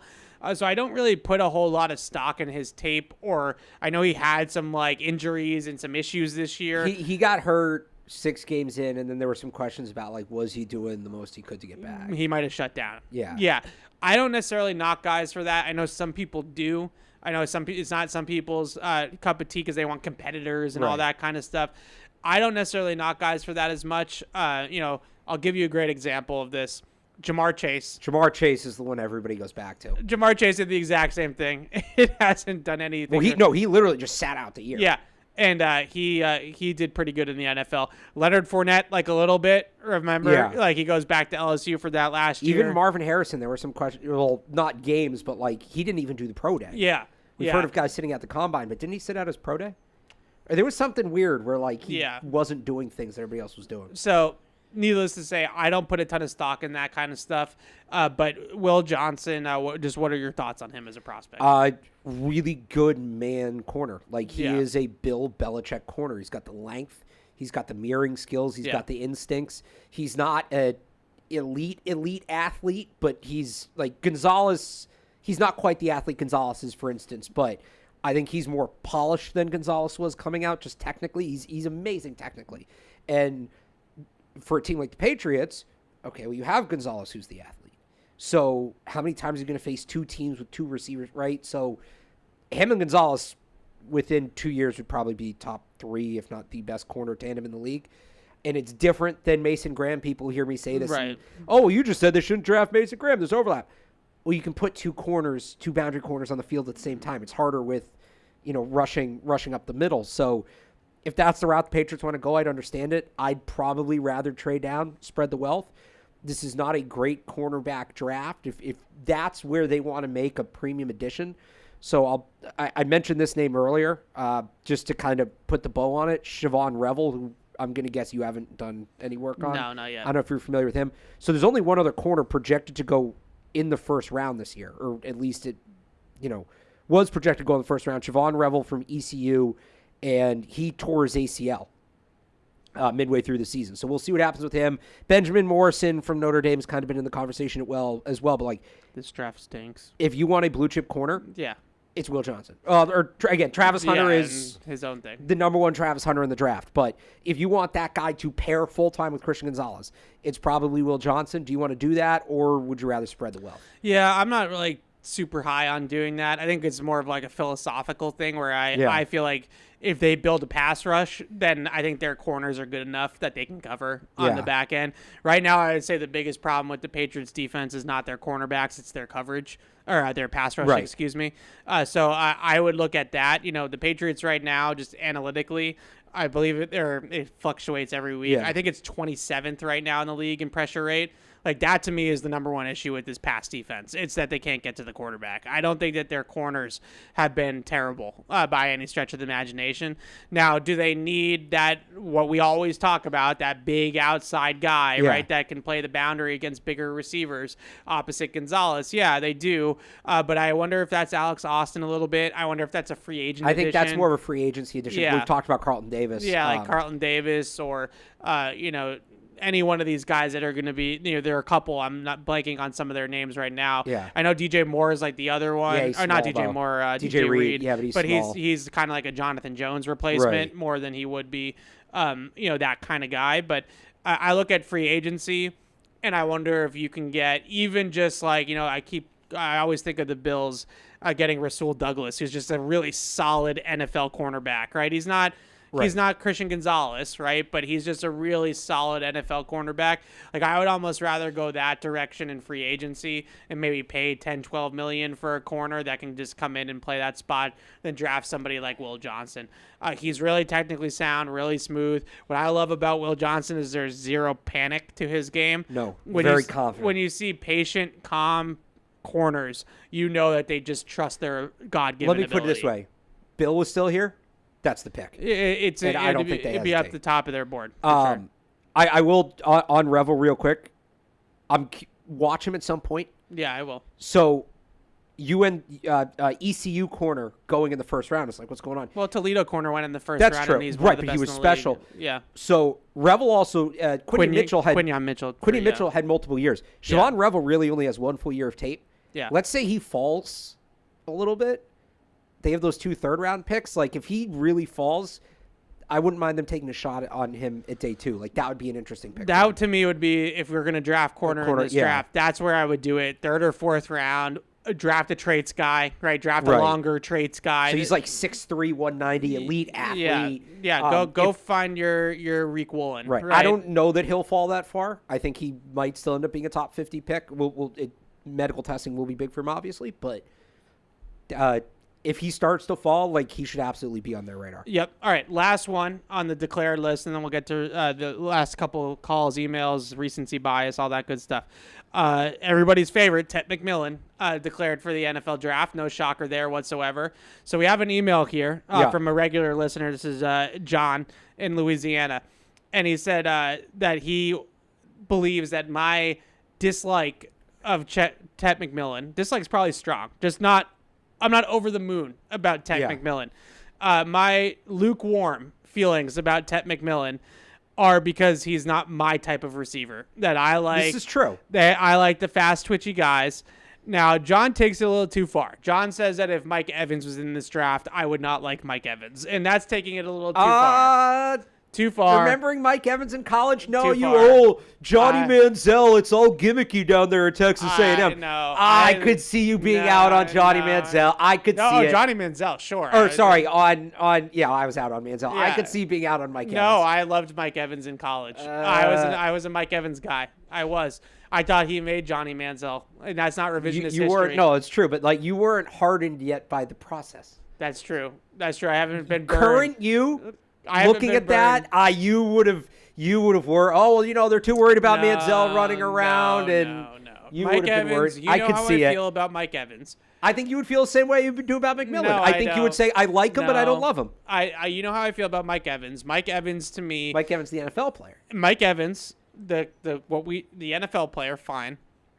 The Tampa Bay Buccaneer.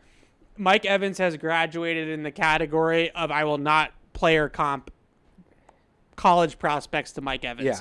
He is too good. We have graduated Mike Evans to the elite elite club, right? Where we can't comp players to Randy Moss. We don't comp players to Mike Evans, right? Like that's just where we're at for me personally with Mike Evans. No, it's a good rule. I every year the number one tight end is Baby Gronk. And it's like they can't all be because he's one of one. Right. So, and by the way, none of them are. Bowers, I he's pretty good. He's not Gronk, but he's pretty good. I still stand by my take on Ted McMillan for right now. I think he's a first round prospect. Like don't get it twisted. Like I'm not top 15 prospect.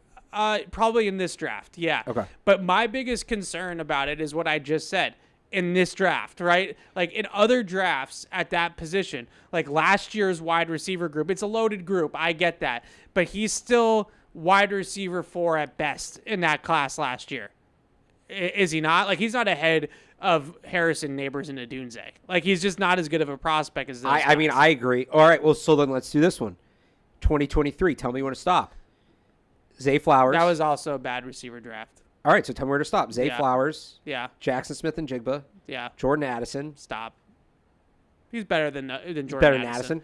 And he's definitely a good player. And he's also definitely better than the kid in Quentin Johnston. Yeah. Yeah, you don't like Quentin Johnston. I'm glad you said stop because I was I can't say Quentin Johnston. No. Josh Downs. Yeah, no, he's better than those guys. Okay. I thought that Rasheed Rice. I love Zay. Was in that class. I thought JSN Bryce Ford Wheaton.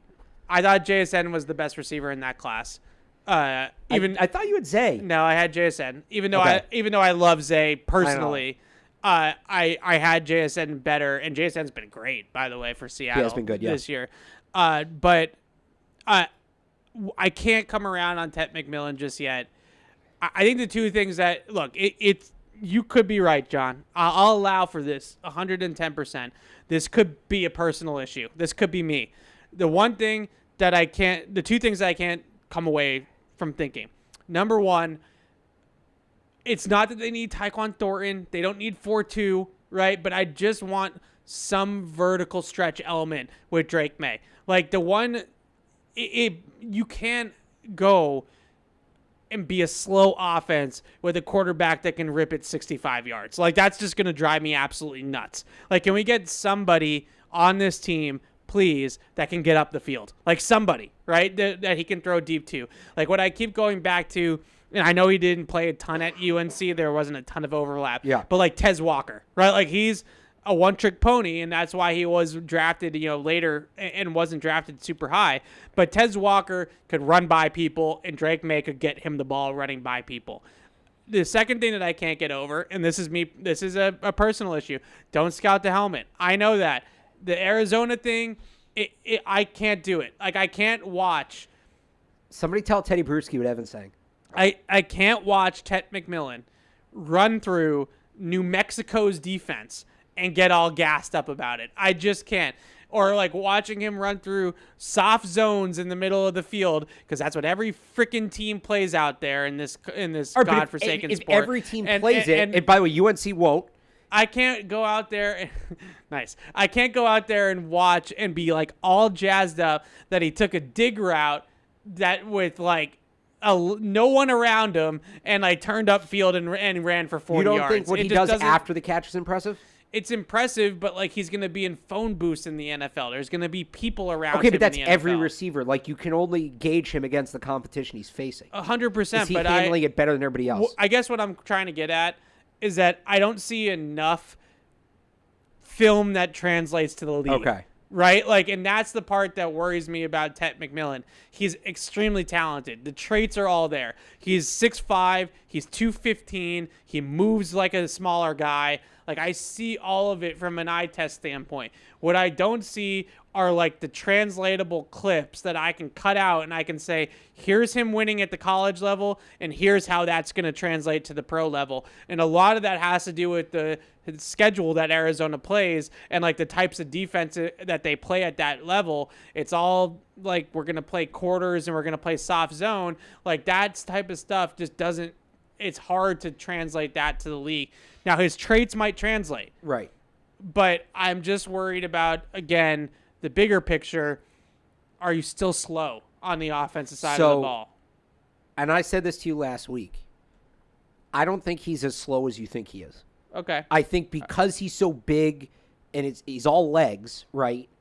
He moves so naturally. He moves effortlessly. So you think he's a glider? I think he's a glider. I'm going to be very interested to see what he runs. We did the whole rumored high school 40-yard dash thing like we did last year. The rumor is 4.5 flat. If he runs a 4.5, I'm going to say I confirm my priors. If he runs in the 4.4s, I will watch again and try to change my mind. I'm trying to find the origin of this because I had multiple people send it to me, and I cannot find the origin. But enough people sent it to me that I'll pull the Felger Maz here and Brown checkmark it. You always say, well, the 40 time is great, but what's the data say? What does the tracker say? Supposedly, on one of his poloways from I know it's New Mexico, but God, don't go. New Mexico doesn't impact how fast he's running. Okay. He got up to 22 miles an hour. Yeah, but that's like because he had a runway to get up to 22 miles an hour, right? The best part about Tet McMillan to me is that he's super smooth at 6'5". Yeah. Right. He transitions really smoothly at the top of the route. He's bendy. He's got great body control. He's got a great ability to snap off routes. He has that ability to like come out of the gate, get the corner in the pedal, and then snap right out of it. Right. And he can flexibly bend and cut and all that. Catch radius is insane. Yeah. That at 6'5" is not easy to do. Like that's a rare trait. But look, it's just, John's half right in this email. By the second half, I would have liked Mike Evans. All right, but the first half, it's not my cup of tea. He's not my type of guy. And we get to recency bias, you'll understand what I mean. Okay, well, I'm interested to see what he runs at the 4. Let me ask you this, just so you can clarify for yourself. Yeah. Would you call him slow or would you call him not fast? Because there's a difference. Not fast. Okay. And I want personally. In this, again, you want speed, and that's fine. It's a personal thing. To clarify, if you want to say he's not fast, I will agree. He's not a burner. He's not Isaiah Bond. Yeah. He's not Xavier Ward. He's not one of these guys.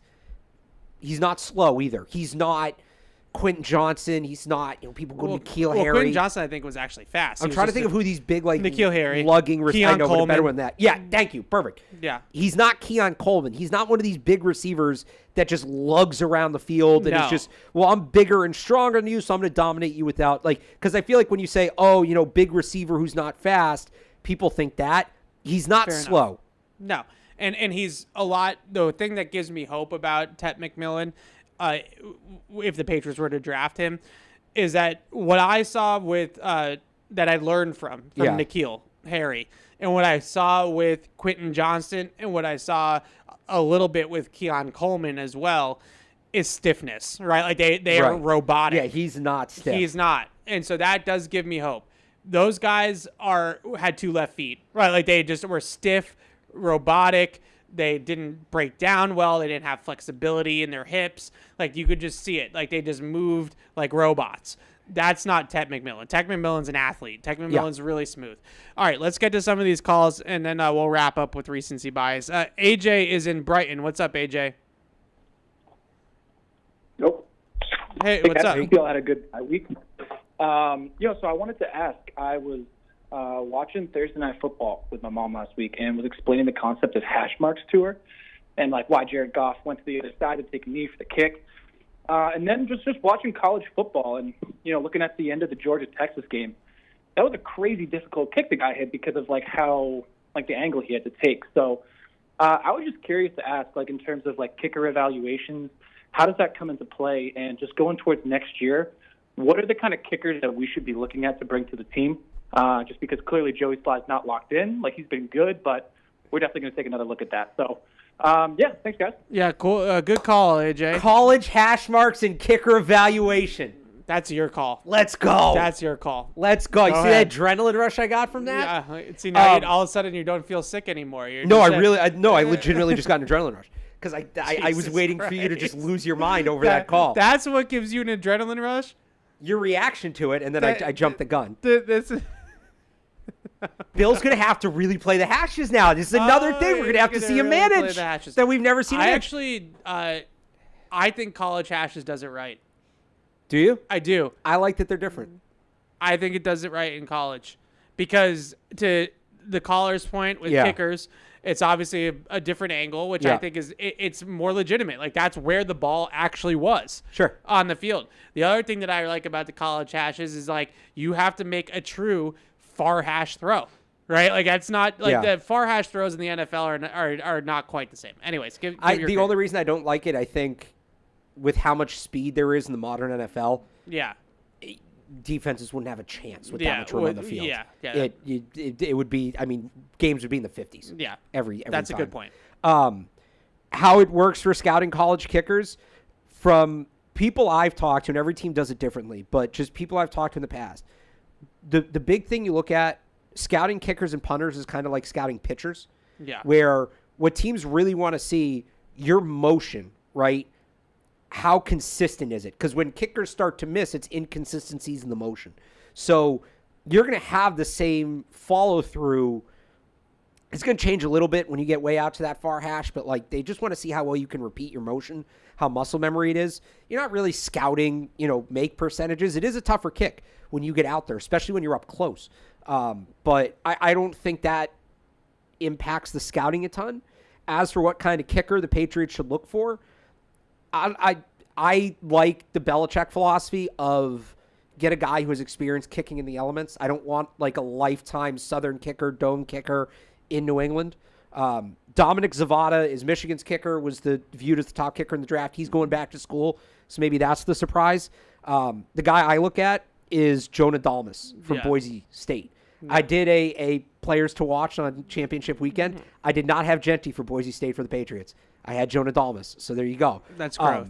Good for you. Massive leg. He's obviously kicking up there in Boise. They go up to Wyoming. They kick there. He's been one of the more accurate kickers. He's not exactly like a sniper, but he's been good. I like him. I don't know that he's the best overall kicker in this draft. I know he had a rough game. I like Brett Auburn from Texas.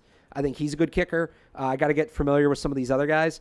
But Jonah Dalmas, to me, really big leg. I'd call it professional accuracy, where, again, he's not a elite, but it's within the range you want in the NFL. And he's consistent. He's experienced. 4-year starter all at Boise. 5-year starter all at Boise. There you go. So that's my guy. That's it. That's on kickers. Can I respond to the chat real quick? I don't normally do this, but there's some blasphemy going on in this chat right now. You shouldn't look at the chat. This is why I look at the chat. There's some blasphemy being talked about in the chat right now. I've tried to be less full of myself on the air a little bit, Alex. All right, I've been trying not to be as braggy about certain things. Sitting here saying that I'm bad with wide receivers is blasphemy. All right, all of my rankings for the last 4 or 5 years are all public, by the way, so you can go ahead and look at all these things. If there's one position in the draft that I'm pretty good at, if I can toot my own horn for a second, wide receivers is it. All right, like that's like the one position that I've done. I will put my tracker. It's Tyquan, man. You kept going back to Tyquan once he was here. Okay, but that's different. No, but that's why people think you're bad with receivers. I'm contractually obligated to hype up Tyquan Thornton as a Patriot. Okay, like that. Unfortunately, that comes with the territory of working in this building. Okay, you have to be a little bit open-minded to some guys that you don't necessarily see it with. Okay, but this type of stuff. I'll put my track record up with wide receivers up against anyone. I think you can vouch for me on this. No, one. you're pretty good with receivers. Were you in on Garrett Wilson? People saying you were out on Garrett Wilson. Of course I was in on Garrett Wilson. I was going to say, that's like Both the exact kind of guy you'd be in on. Yeah, no, I did. I might have had Olave ahead of him. You saw Olave as a true freshman. Remember, you texted me. You said, yeah. Where's this guy supposed to go? I said, in 2 years. Yeah, I can look it up. I have all of my spreadsheets. What you should do at some point is... Well, I guess that's 20. You can't do it retroactively, but that's 21 draft, right? Oh, no, Wilson, Olave. Yeah, that was the Mac Jones draft. You should like start doing a collective wide receiver board. So like, oh no, it's 22 draft. Put the guy. No, 22 is in Jigba. No, that's 23. Okay. Oh, I'm thinking 2022. 22 is like Jamar Chase and those guys. You should do like a collective wide receiver board. You can't do it now because it's retroactive, so people are gonna be, oh, well, hindsight's 2020. But rank all the receivers from the last 5 years, include this year's class, and like do it all as one big board. Yeah. So I had the way I do my gradings. Like a 7 or above is like an instant star in the league. I had Garrett Wilson with a 7. I had him as an instant star in the NFL. I had Chris Olave. So I split it up at the time. I split it up between Z slot and X, so I don't have these all perfectly aligned here. Yeah. But I added Jameson Williams, who I feel like I still am right about, even though it hasn't been great. I was a big Jameson Williams guy, so I'll give you that one. Yeah. Olave. He hasn't been great. Like he's been great when he's on the field. That's more like he just hasn't been able to stay on the field. Yeah. Jameson Williams. Olave. Yeah. Garrett Wilson. Yeah. Drake London. That was my top. Was there another first one. round? Treylon Burks was the other one. Neither of us like Treylon. No, I had Christian Watson, Treylon Burks, George Pickens, Alec Pierce. What year was that? I had one guy like oddly high that year, and I can't remember who. I always have that one guy that it's like it wasn't Bryce Ford Wheaton.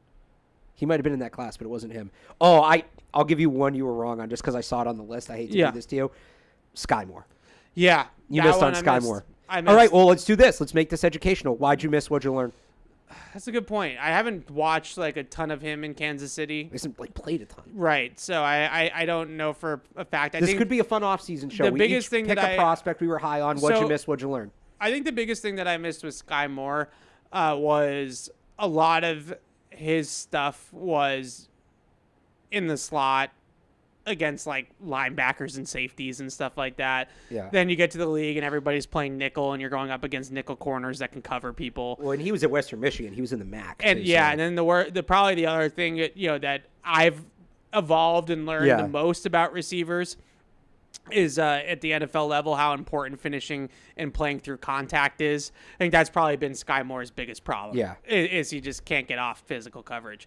If you can't do that, and that's why like I always get a little bit like about receivers that just run through zones in college all the time, because in the league you're going to get bumped, you're going to get battered, you're going to get pressed, you're going to get all of this stuff, and if you can't finish through all of that, then you're going to struggle. I think this is a good off-season topic. I'll do it too. What'd you miss? What'd you learn? The two guys I had John Mechie's a first-round pick that year. Yep. Which obviously we'll see. The other guy I was super high on was Wan'Dale Robinson. They were the Kentucky guys that year. It was Wan'Dale Robinson and Darian Kennard.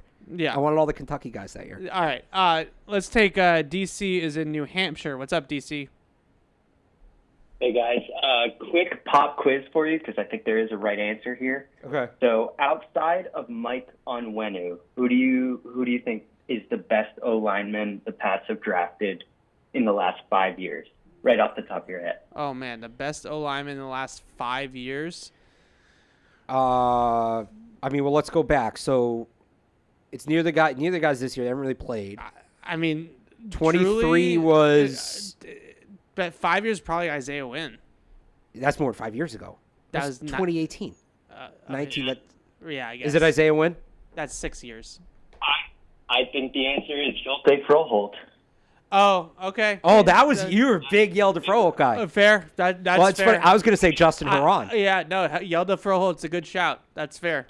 And we got the Yalte revenge game coming up. Yeah, remember where you were. He's been really good too. He's center. Yeah, center. Indeed, yeah.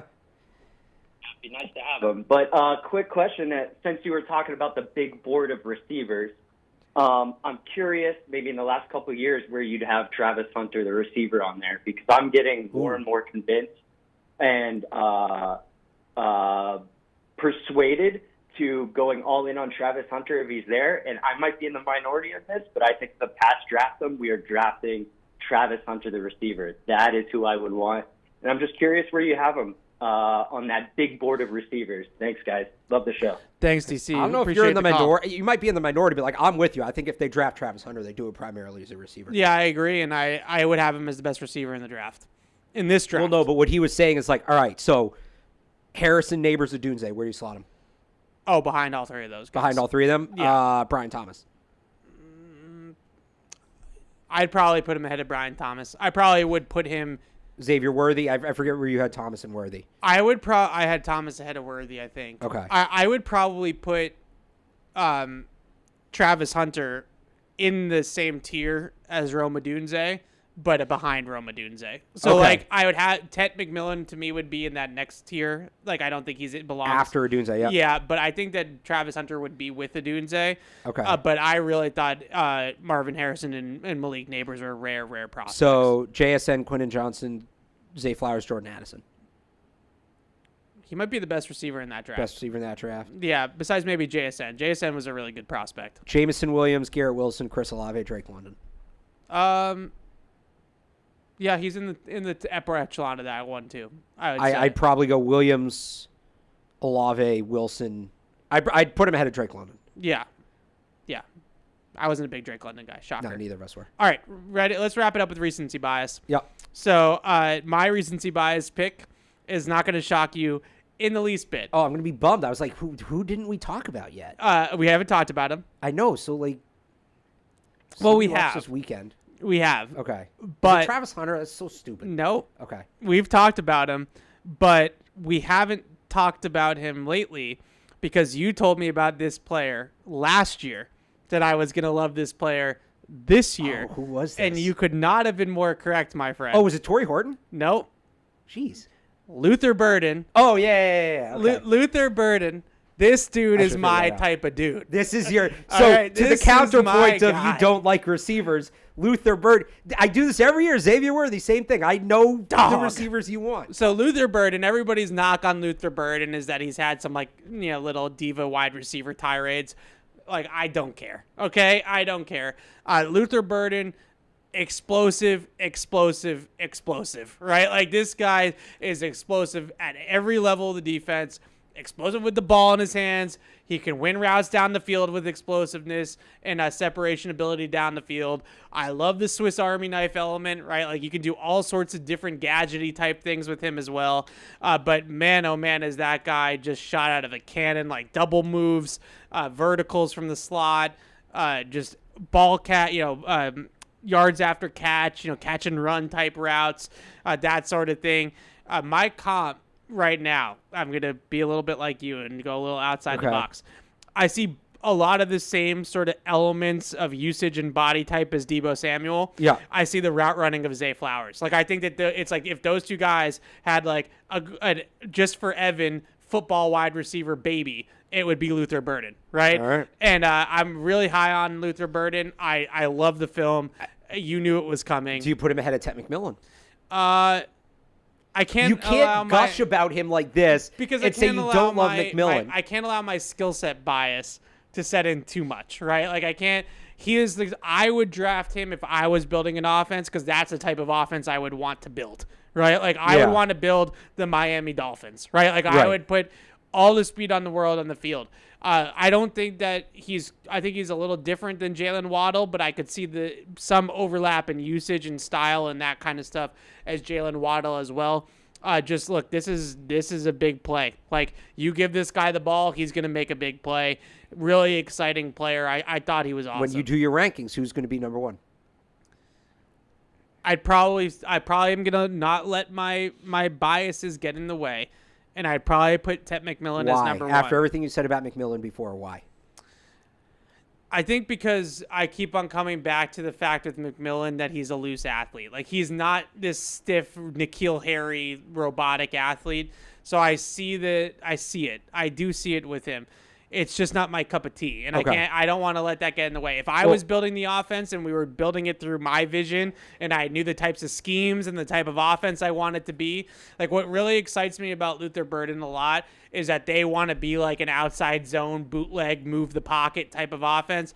Like, you send this guy on like a crosser off of a bootleg, and he's just in a foot race coming across fields all the time, and you give him some runways to run with the football after the catch, he's going to take chunks out of the defense regularly. And that excites me about that player. So pick at 3, Ted McMillan, or trade down and get Luther Burden?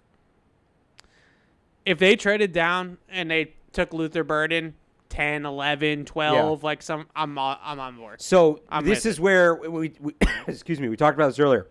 With like T. Higgins, you're not going to pair T. Higgins with Ted McMillan because there's overlap. You pair Luther Burden with T. Higgins, now you have a more complete offense. So there is a path to Luther Burden. Twitchy. No, he's an electric player. Yeah. He's an electric player, and I just talked about how much I loved Wan'Dale Robinson because he was that kind of guy, but Wan'Dale Robinson's tiny. Yeah. This guy is big, and honestly, to the Travis Hunter thing too. All right, how do you have him against Travis Hunter as a receiver? Oh man. I don't know. That's tough. I would say that I probably would still have Hunter a little bit ahead, but I'm excited about Luther Burden. So I am. Here's the thing. I don't want to try to, like, I know I'm saying that he's probably my third receiver, but I just, again, I think what comes down to it that with Luther Burden is a lot of it is going to be scheme related, right? Like, what kind of offense do you want to be? How are you scheming him open? How are you scheming him opportunities to get the football? I don't necessarily like Ted McMillan. Scheme touch guy. Yeah, Ted McMillan for all of my issues with him. Like, he's an X receiver. You put him on the X spot, and you don't think translates. about it. Right. Luther Burden's going to have to get some help. And we know that, and now as a different coaching staff, we know they've had trouble with scheme touch guys here. Yeah. I really like Burden, and part of what I like is I think you're going to be sending him over the middle. He's going to be taking hits. This is a guy that can take hits. This is a guy that is not afraid to play physically, and I think there's tremendous value in that at that position. I think McMillan, the size-athleticism combination is rare, but Burden is the kind of player that they've kind of been looking for a while. Right. And if you went if you went Higgins, Burden, Pop Douglas, that's freaking explosive. It's a room. You went from one of the least explosive wide receiver rooms to one of the most explosive overnight. Yeah, and not overnight. It's going to take 2 months. Great, like yin and yang with T. Higgins' potential there. And then I also still think, I heard a little bit of like, well, isn't that just Pop Douglas? Like, no, I don't think so. Like, he's 6 foot 200. He's much more competitive at the catch point. Yeah. He's closer to Kendrick Bourne than he is to Pop Douglas, I think. He's a base receiver. Whereas I think Pop is a true slot in 11, right? Like, and so I think you can play both of them together by having one of them be the off the line, the Z, and then one of them is the true slot. I'm trying to think, who would the comp be for Burden from last year's draft? It's kind of. I don't know if there's a Luther there Burden. is one. I think 2 years ago, like I think he's like I said, a lot of the ways that he moves and runs routes is a lot like Zay. A lot. Yeah, like, he's a bigger Zay Flowers. Like when he ran that, I forget who it was against, but he ran an out and up for like a 40-yard touchdown, and I did a double take. BC. I was like, oh, I think that's Zay Flowers, right? Like, but he's bigger and thicker, kind of built like Deebo Samuel. So that I really am I'm bullish on the guy. I think he's gonna, if he goes to the right offensive coordinator and goes to the right offense, he's gonna. Well, be what's gonna happen? Chiefs are going to trade up and take him. Yeah, I mean, he'd be a problem in that offense. A big thing with Luther Burden was... Little Rishi Rice. A little bit. Yeah, well, and the big thing with Luther Burden was that he's from St. Louis. Yeah. And he's a 5-star, number 2 recruit. He was ranked ahead of McMillan. McMillan was number 4 in that class. He was number 2. Yeah. And he stayed at Missouri, and there's this whole thing about how he made it cool to stay in state because Missouri was losing all its top players. So... there is like a through line there of the Chiefs see that and see what he means to. You're drafting football players, but they need a receiver. And to get a guy like that, I think, does a lot for your organizational culture. Yeah. So I see the Chiefs trading up for him if the Patriots don't take him first. We got to wrap. So who's yours? So remember last week we talked about the Patriots needing a more modern off-ball linebacker. Yeah. Pair with Bentley, be the next guy, good size, but can still flow sideline to sideline. So I'm doing some research on the conference championship games over the weekend, and I stumble onto Barrett Carter from Clemson, number 0, if you watch any of him. He's not massive. I know we talked about a bigger linebacker. He's big. He's 6'1", 230. Okay. So he's dense. He's NFL linebacker size nowadays. Yeah, and my thing where, like, he can put size on after the point. Yeah. Name something you might ask a defensive player to do. Name just about any assignment. Yeah. Barrett Carter did it at Clemson, and he did it at a pretty high level. They used him to stop the run. They used him in coverage. They used him to rush the passer. He had 17 pressures and 76 pass rush snaps this year. Nice. That's insane. Who was the guy that who was it last year on Clemson linebacker? Because they play that. There's a guy Trotter? Yeah, was Trotter last year or 2 years ago? You keep. Okay. I'll look it up. 'Cause that's that role. Like So he's the next guy in that the jack of all trades linebacker role. Yeah. Does everything. Does it at a high level. Really smart player. Has a knack for being in the right place at the right time. I just think he's a guy that's like just very. You can plug him into an NFL defense, and I think he'd be ready to go. Yeah. And Fred Warner's the apex. I don't know that he's Fred Warner, but if you're chasing that sort of player, Carter's in that mold to me. He's somebody. He's projected to be a day 2 pick. If things go the right way in free agency, like, definitely a guy I'd look for. I don't know how much he's going to pass rush in the NFL. He's probably more of a coverage guy, but they need that. I like him. I just looked this up. Pro comp. Evan, tell me how you feel about this. Quan Alexander. Okay. Yeah. The guy I was thinking of was Trenton Simpson, who got drafted, I think in the 3rd round, I want to say. From Clemson? Yeah. Yeah. He's bigger. I don't think he's quite as athletic, but yeah, similar. Robert Spillane would be another guy I'd throw as a comp. I like Quan Alexander in his peak, obviously. I assume that means peak, but he's got to bulk up a little bit, but he would give them that. You put him next to Bentley, you're set. Yeah, pretty not like a number 1 need, but like a sneaky need linebacker. Well, inside linebacker I don't know depth. that they can afford. You're probably gonna have to take him in the 2nd round, early 3rd round. So they got to get some business done in free agency to be able to do that. But if they do. It just Barrett feels Carter, like Clemson. And we'll watch him in the playoff against Texas. It feels like, unfortunately, this staff is not very high on Marte Mapu, my guy, and so definitely not as a linebacker. It definitely sounds like they're not as high on him. Really, really quickly, and then we're gonna go. Patriots injury report just came out. Javon Baker obviously was the DMP with a concussion. Jalen Hawkins has an illness or whatever is going around. Jalen Hawkins join the club. And Jaquelin Roy missed practice with that foot injury that he's been fighting through. Marcus Jones Wasn't back it neck? in a limited capacity. Yeah, I think that changed. Okay. So Marcus Jones back in a limited capacity. So that's your injury report updates. So Alex and I will be back next week. More traditional show next week. I came into this show, Marine, thinking that we weren't going to have anything to talk about. And then we went over 2 hours somehow on the show. Shocking. Surprise, surprise. But we'll be back next week to recap the Cardinals game, look ahead to the Buffalo Bills, Alex's favorite team. Oh, yeah. Until then, easy to drink, easy to enjoy. Bud Light, the official beer sponsor of the New England Patriots. We'll see you guys next week. Thank you for downloading this podcast. Subscribe on Apple, Google Play, and everywhere else you listen.